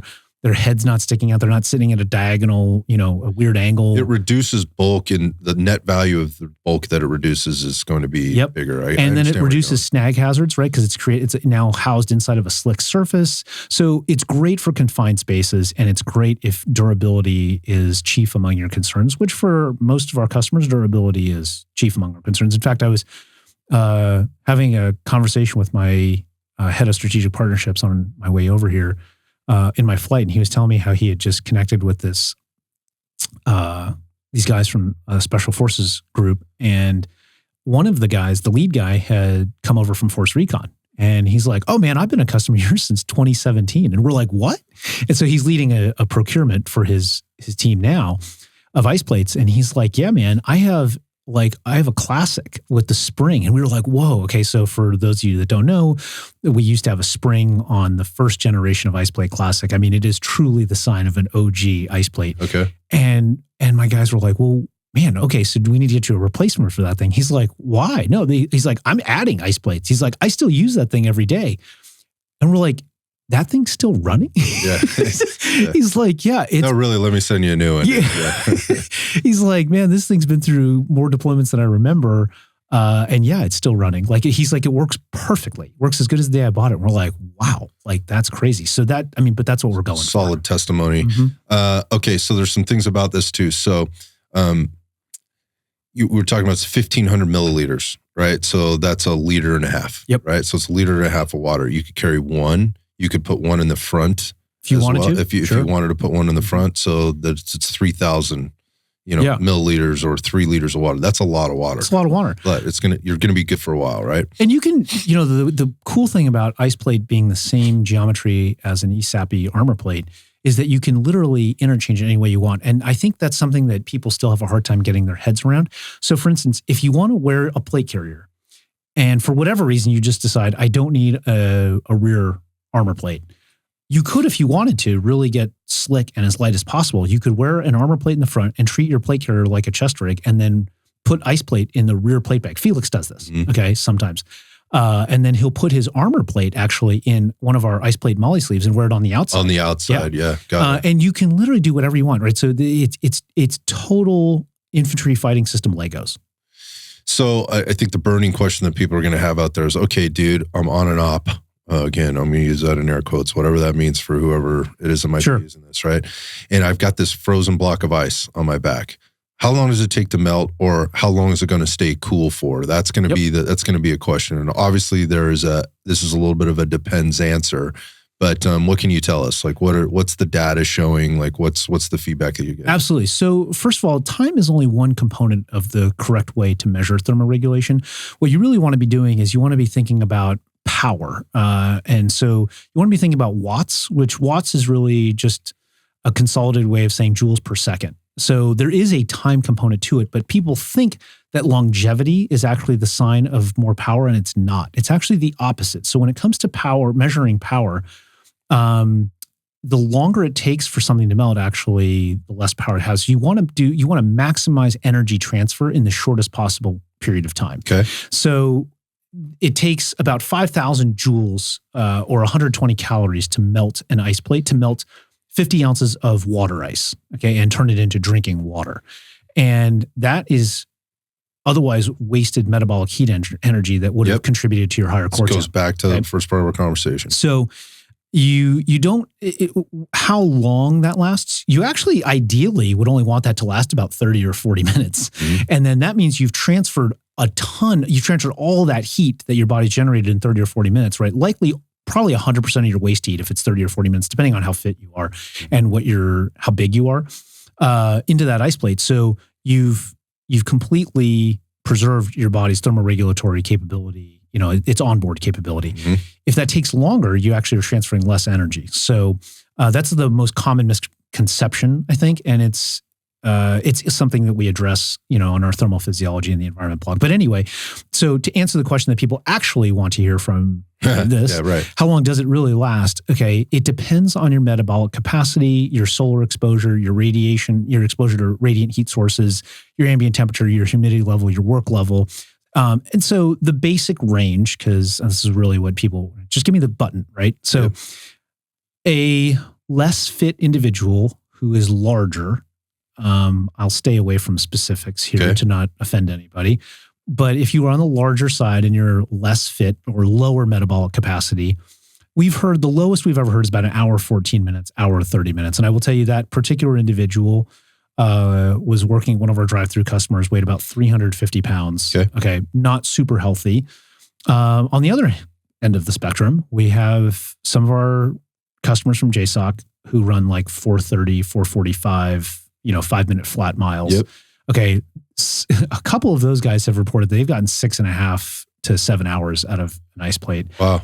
I've never been able to do, I'm nowhere close to a 4 or 5 minute mile myself. So that's not something I've ever been able to experience. Me either, by the way.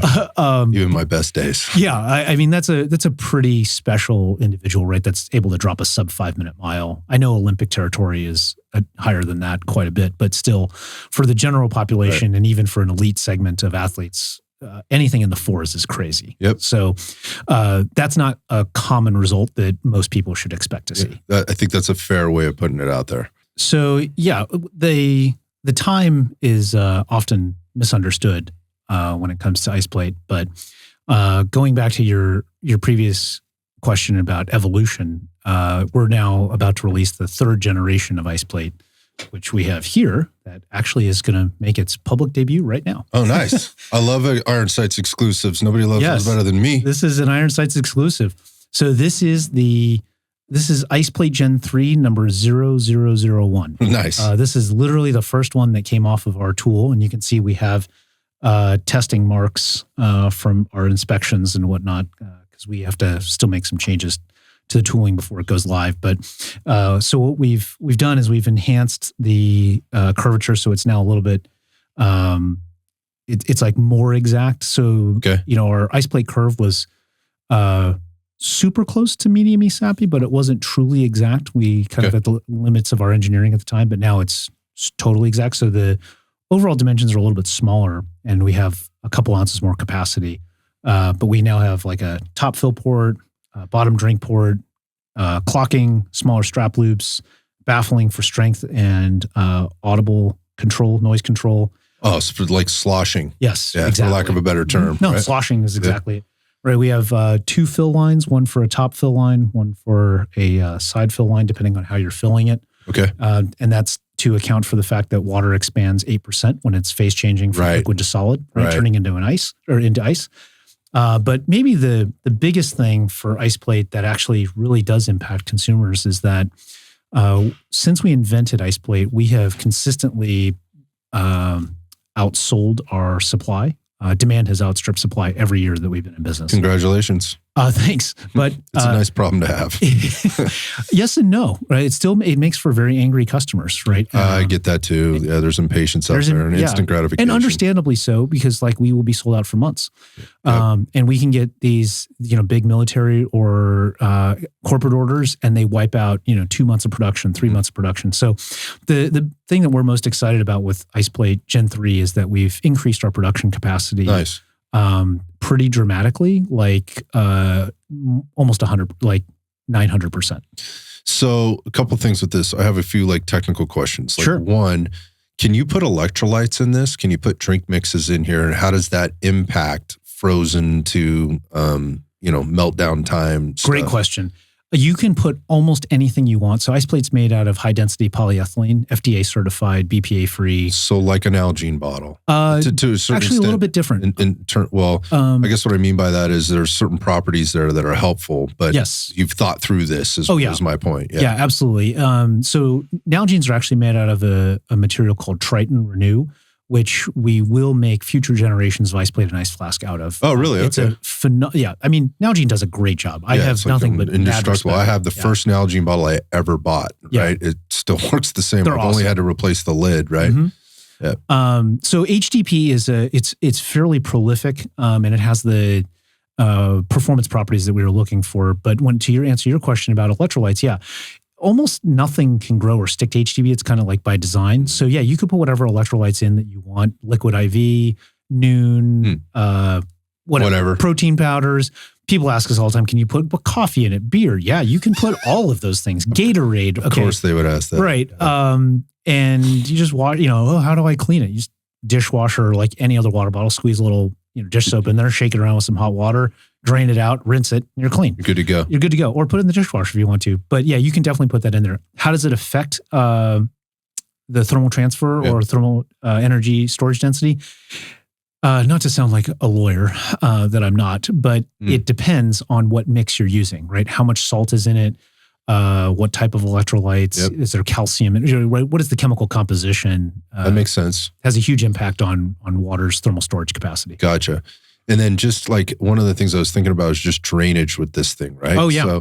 So I'm moving around, right? And one of the things like with depending on how much stuff, if I'm using like a pack with a bladder in it, depending on how much stuff I have in that bladder, in that pack, it can displace where that water or what that flow actually looks like. And I've gotten to the end, like most often I'd use this on a mountain bike, right? And on a long mountain bike, ride or whatever. And I've got all my tools or whatever stuffed in the bottom. Yeah. Or they settle to the bottom during my ride or whatever. And I get to the end of the ride, and while I thought I was out of water, there's still a few ounces left in there because it got trapped somewhere. Yep, absolutely. So maybe we talk about that a little bit and kind of guys, how you guys solve for that. Great question. So this is the total drain, what we call total drain technology. And this is one of our patents here.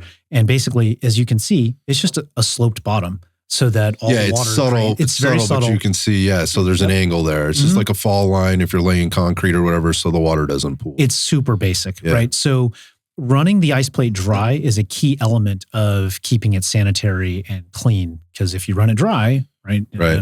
Then we've all had those camelbacks or soft bladders, right? Just like you said, that accumulate that water, right? Not only did you not get to drink all of it, but now you set the table for bacterial growth and the nasties, right? Like protein. Anybody's left that protein bottle unwashed, sitting in the heat, or whatever else, opening that thing up is an unpleasant experience. So I wonder also, just with regard to, so water versus like these gel packs that you put in, like you get, like Yeti makes them, Igloo makes them, or whatever, that we've stuffed in lunch boxes or whatever else.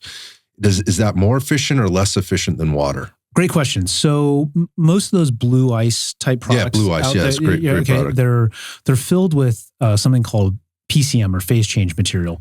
And phase change materials are generally paraffin based, which means that they are petroleum derivatives. And they have a latent heat or thermal storage density of about 230 joules per gram, as where water has a energy storage density or latent heat of about 333 joules per gram. So it's significantly more efficient to put water in here, is what you're telling me. Dramatically so. And you got your drinking water on board instead of a gelatinous. If you want to drink petroleum-based, paraffin-based liquids, go right ahead. Not at the top of my priority list.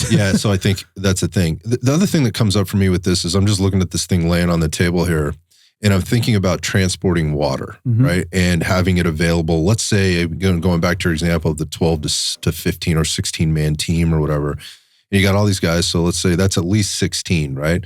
But in my experience, in my conversations with lots of people, they maybe run more than one operation in one night or whatever, and they're gone for a couple hours. They come back, refuel, reload, do whatever they do, brief, and then debrief, brief, whatever they got to do, and then they'll go back out. And this could be for municipal law enforcement at the same time, right? You just never know. So I'm looking at this, and like I'm on the truck, I'm on the Bearcat or whatever, and I have these things, and we're going to be out maybe all night. Maybe with some of the social unrest that's even happening now, I could be out in these hotter climates or whatever. And I'm looking at this, and I'm just going, well, if I had a bunch of water bottles that I had to continually fill up, or bladders that I had to continue to fill up, that means I got to have coolers on board. I got to have energy to keep those bottles cool or whatever else to refill. But with these, to me, this looks stackable, right? So like I can get these, I could pre-fill all of these things, and I could stick them in a cooler, and they could stay cold, and I could interchange them. Is this something you guys have covered or gotten feedback or done research on or whatever? Oh yeah. So we have, again, a big surprise to you, right? We have data and on our website. I love the nerds out there, that talk about energy storage density or water storage density for ice plates, and we show pictures of them stacked in Pelican coolers and Yeti coolers, right? We do it with ice flask, and we show how many bottles of water versus how many ice plates. So yeah, people can see all that. So the thing that we try to communicate to people is that IcePlate is kind of a paradigm shift when it comes to hydration. We're trying to get people to think about ice plates like magazines as opposed to like a water bottle. That's a really good point. But I also think about this just in the training circumstance, because that's where we're spending most of our time. Yes. Right? Or when I say we, it just means the collective we, the people that may be using these things. And I think about this, you know, if you have those long training sessions, workups, things like that, and that it doesn't necessarily need to be, you don't necessarily need to be wearing plates, but you're out in the hot climates and the hot environments. And there hasn't been another solution until now where you can actually wear it. Again, going back to the cooling glove or the cooling mitt, very, very good product, very practical in some situations. But when you're out on the range, right, you're out in wherever you're deployed to do the training workup, and I've been in some of those environments and had some experiences there, that's just not practical. This is something that's, it's actually wearable. Right, you can wear it. It's not something you have to stop training to do, and you can get the same benefit from it. So I think about, like, where could this be used, like in the civilian environment, for people that are curious and are always looking for that edge. Going back to your story about, hey, coming up, like not being the suboptimal or the below average athlete. Yeah. I've heard this story before, actually, and like you're looking for an edge, and often guys like you get into this stuff, right? Where they like, well, if I can't beat them on the field or the court, I'm going to beat them with the car. You know, I'm going to tinker around with cars. I'm going to make the super fast car, or I'm going to get into, like, you know, whatever it is, something that has a tool involved that I could master and get some advantage of, whether it's a skateboard, a bicycle, maybe it's music, something like that, to where I can get the edge in the upper edge. And if I'm thinking about training, obviously, there's a very practical application for this, maybe range training, you know, long ruck training, things like that. But I think about, like, the average civilian, like, and if people wanted to tinker around and figure out, like, what are my performance benefits from getting this, the most popular one I could think of is the workout, the Murph. Yes. Right? Where people strap this on and you see what your Murph time looks like after using the IcePlate technology, right? Which, when I say that word, it sounds, and I don't mean this to be insulting at all, it is so simple. Yeah. Right? It is so simple in the big conceptual way. Like, I just throw some ice on me, I can wear it, and it improves my performance and my recovery. That is the opposite of insulting. Simple is exactly what we're going for. Yeah, so I just, like, for people that are like, yeah, how could this really work for me? Where could I get an edge up in the PT beast that's in the gym? You know, like, I don't know. Maybe throw one of these on the next Murph comp, the next time that rolls around. So my favorite product we've ever built is a product called IcePlate XFT. And it is the Lululemon. If Lululemon were to make a vest for CrossFit, okay, this would be it, right? But then with QORE Performance incorporated into it. So what do I mean by that? I wanted XFT. I wanted a vest that I could wear while I was running or doing CrossFit or whatever outside in the summertime. You know, and when I was younger, I could do it without my shirt on, right? Right. Without embarrassing myself. But I wanted that product, and it didn't exist. You know, I live in a pretty hot climate, right? Tennessee is not cool. And I love that about it, but it's humid too, right? Yeah. So what we created is absolutely my favorite product we've ever built by a country mile. And I didn't bring one because we don't have the Gen 3 version ready yet for prime time, but I'll send you one as soon as nice. You have to touch this thing. We spent months sourcing the fabric. So it looks a lot, it uses the IcePlate Exo Gen 3 architecture, but the lining that touches your body, instead of it being really high-speed laminate like we use for our plate carrier, it is a super soft 4-way stretch, antimicrobial performance moisture wicking fabric that we buy and we source from Darlington in Providence, Rhode Island, another American. It's not cheap. It is viciously expensive. But this thing, you can rub it on your cheeks. It's so soft, right? It's designed for you to do Murph, run 5 miles, run 10 miles without a shirt on with this vest, right? And never give you a problem. Yeah. So that's where it kind of comes up for me in my human performance, brain, just like, hey, how could you use this? And at the end of the day, it's not necessarily so you can just beat the other guy on the leaderboard. It's about maximizing efficiency. Yeah. So if you can maximize your efficiency, it will maximize your performance. That performance stacked continuously over time improves your performance, right? And that's the simple formula for it. So again, if you're looking for an edge, if you're one of those people that constantly, and I've said this many times. I'm not a big gadget guy. I used to be when I was training, going back to my story, like everything was measured and managed, right? There was a computer on my bike, right? I had power meters on my bike, right? We built up wheels to measure wattage, right? To measure how much power energy, output was power the whole thing, was the king, right? Yeah. It's like who can manage their power for the longest and the hardest period of time? Those are the people that win. Yep. My favorite example is the Tour de France. Where do those things get won? People can argue, oh, they're riding bikes. Yeah, but what they're actually doing physiological is quite remarkable. It's quite remarkable. So, again, I had computers on everything, so to speak, right? And then there got to a point like I can't do this anymore. Like everything is data about overload. the data. Yeah. Mm-hmm. So I pulled everything off.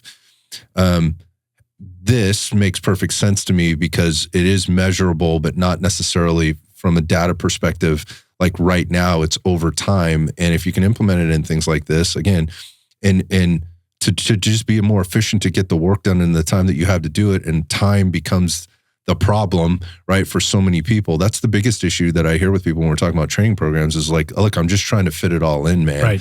And how do I get the most out of this while I'm doing it? I just want to work out, bro. You know, and I want to know that what I'm doing is working for me. Well, maybe this is an answer for you for the time that you do have and the effort that you want to put in, you're getting a little bit more out of it. It's just kind of where my head goes. I just think about the training that happens out there, particularly if you're in this world, right, where you're making your living with when winning and losing can be life or death, right, for you or your buddy.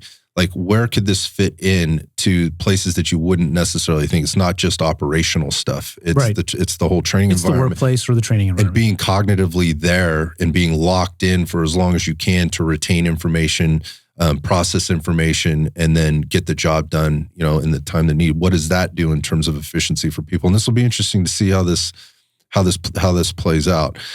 Man, you've answered a ton of my questions. What questions haven't I asked that typically get asked and answered by you that I didn't give you today? I mean, you covered pretty much all of them and then some. You actually left no stone unturned. Okay, you really did your homework. All right, I'm sure there may be some folks out there that have questions, right, and want to dig a little deeper, or are data nerds and information nerds, and I mean that in the best possible way because I'm definitely one of those guys. Like, so let's talk about it. Where do they go to get this information? Where do they go to learn more? See, touch, feel the product, all that kind of stuff. Yeah. Real quick, the only thing that to answer your question that your listeners may care about is that yes, we also do this for military working dogs. Right. I did read that. Yes. And then I think we did talk about the safety customers. I think, hold on. It started with like the Ebola virus, healthcare workers that were out there with these dogs, right? And the dogs were just getting exhausted. Right? So that did happen when we worked with the now defunct USAID. Yep. This is full disclosure, long before any of us knew anything like that was going on. I got you, man. Fair enough. Right. This is a long time ago. This dog thing actually started when we got a call from Secret Service last summer. They had heat injuries in their special operations training division, and they needed to make those go away, right? So we showed up. Well, the interesting part about dogs is they will go until those dogs particularly will go until they die, right? So you have to regulate that. Yeah. So we started there with humans, and then their canine folks asked if we could do it for dogs. That's amazing. And then mine's not here today, but you're not going to get to meet her because Cece took the day off, so she's got her at home. But yeah, man, like I'm hugely into the canine work that gets done and the people that work with those canines. So they're going to be super interesting. I'm glad you brought this up. Yeah, so canines. So that project is not on our website yet, but it will be when it becomes public. But yeah, it's anywhere from military working dogs to this is called the driver harness. So this is so you can carry an IcePlate on your chest. Okay. So we built this for forklift operators. That are working in final mile, like we had discussed earlier. Yeah, but other than that, I mean, you really did your homework, Scott. I mean, you got anything else there in your bag of tricks you want to show people, or whatever? What else we got? Here's the so we're going back to products that we have to make outside the U.S. because of regulation. Yep. So here's one of them. So these reflective strips right here, this process is banned by the EPA in the United States. That's awesome. But it's required by everybody. Yeah. Any law enforcement officer, firefighter, EMS worker, road construction worker. Whatever has to wear one of these damn things. It's obnoxious looking, by the way, but from a color perspective, but I get it. Well, this is the ugliest product we make by far. Yep. And by design. by regulation, of course, right? Because regulation always brings us the most beautiful, most competitive things in the world, obviously, right?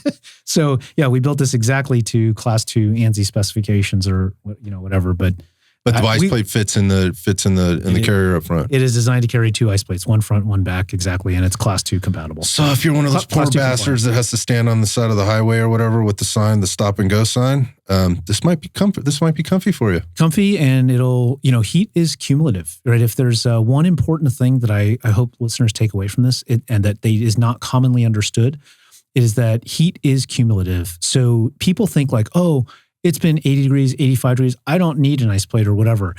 And then the 95 or 98 degree comes along and shows up and like, oh, I'll just wear it then. That's not physiologically what's going on. It's like hydration. Hydration. You don't drink when you're thirsty. If you're drinking, you're already behind. It's already behind. Or like a simple one that I think a lot of people understand, like allergy medication. A lot of allergy medication, you have to take it daily, not just when the allergies show up, because you need a certain concentration in your blood. The histamines are there, man. Yeah. Heat works exactly the same way. So you really want to habitualize use of heat mitigation tools like IcePlate and make them daily, really at much lower temperatures so that your body is already pre-insulated and, essentially much more prepared. Yeah, word to the wise. And I think the easiest way to talk about it is go back to the hydration piece. So with the product, you get both, right? So you get both. You get both the things. And again, I think people can understand that. Like if I'm dying of thirst, well, you're way behind and you're not going to catch up. It takes time to catch that back up. So you have to be in front of it. That makes sense. I don't know that I understood that about heat accumulation the same way. Like we're talking about like in the moment, in the event, in the sporting event. That's how we all think about it. Yeah, because that's how the research gets done, most of the time. And that's what's fancy and, gets people to read it or whatever else. How do you get an extra, 2 inches on your vertical leap or, go longer in the marathon or harder in the marathon or whatever? That's a very, very good point.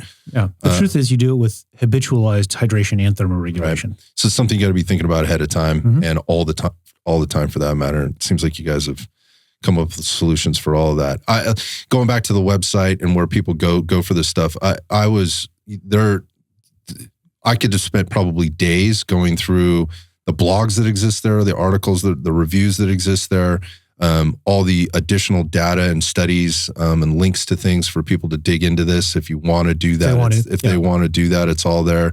I mean, I spent hours and hours, and I was telling you on the van on the way over, it just led me into other rabbit holes and other things to kind of dig deeper into this to understand it even better. It's a fantastic resource, products, or not. Yeah, right. It's a fantastic resource. Even if you don't go there for the products, go there for the knowledge. Be informed. Knowledge is power. Be informed. Yeah, be informed. Okay, so where do they go to get it all, man? QOREperformance.com, QORE, going back to nerds. We substituted the C with a Q because Q is the heat transfer coefficient. I did know that part. Yeah, I love that. Yeah. And then we're on Instagram at QORE Performance, YouTube, QORE USA. So yeah, that's where we are. Well, Justin, this has been highly informative for me. I appreciate you stimulating my nerd brain on this stuff and going down this path. I know there's a ton of people out there, whether they come here for the fitness or the firearms training culture side of things, business owners, entrepreneurs, people that like to think outside the box will enjoy, kind of what you brought to the table, particularly from the origin to now and kind of where it is. I'll just say this and tying a bow on this. I love what you're doing. And more importantly, I love how you're doing it. I always love hearing the stories, kind of how things come together. But I have to tell you, the people that I heard about the product from are probably the bigger connection for me. These are people that I highly respect. It won't take long if people just jump on YouTube and search QORE Performance to see, all the things that are out there from you guys and published and put out there by other people to get, some more insight and a different perspective even than from what you brought to it from your inside knowledge on it. And I think that's important. And I really think people want to know where they're getting their stuff from. Now, I think more than ever, particularly now in the socio-political climate that we're in.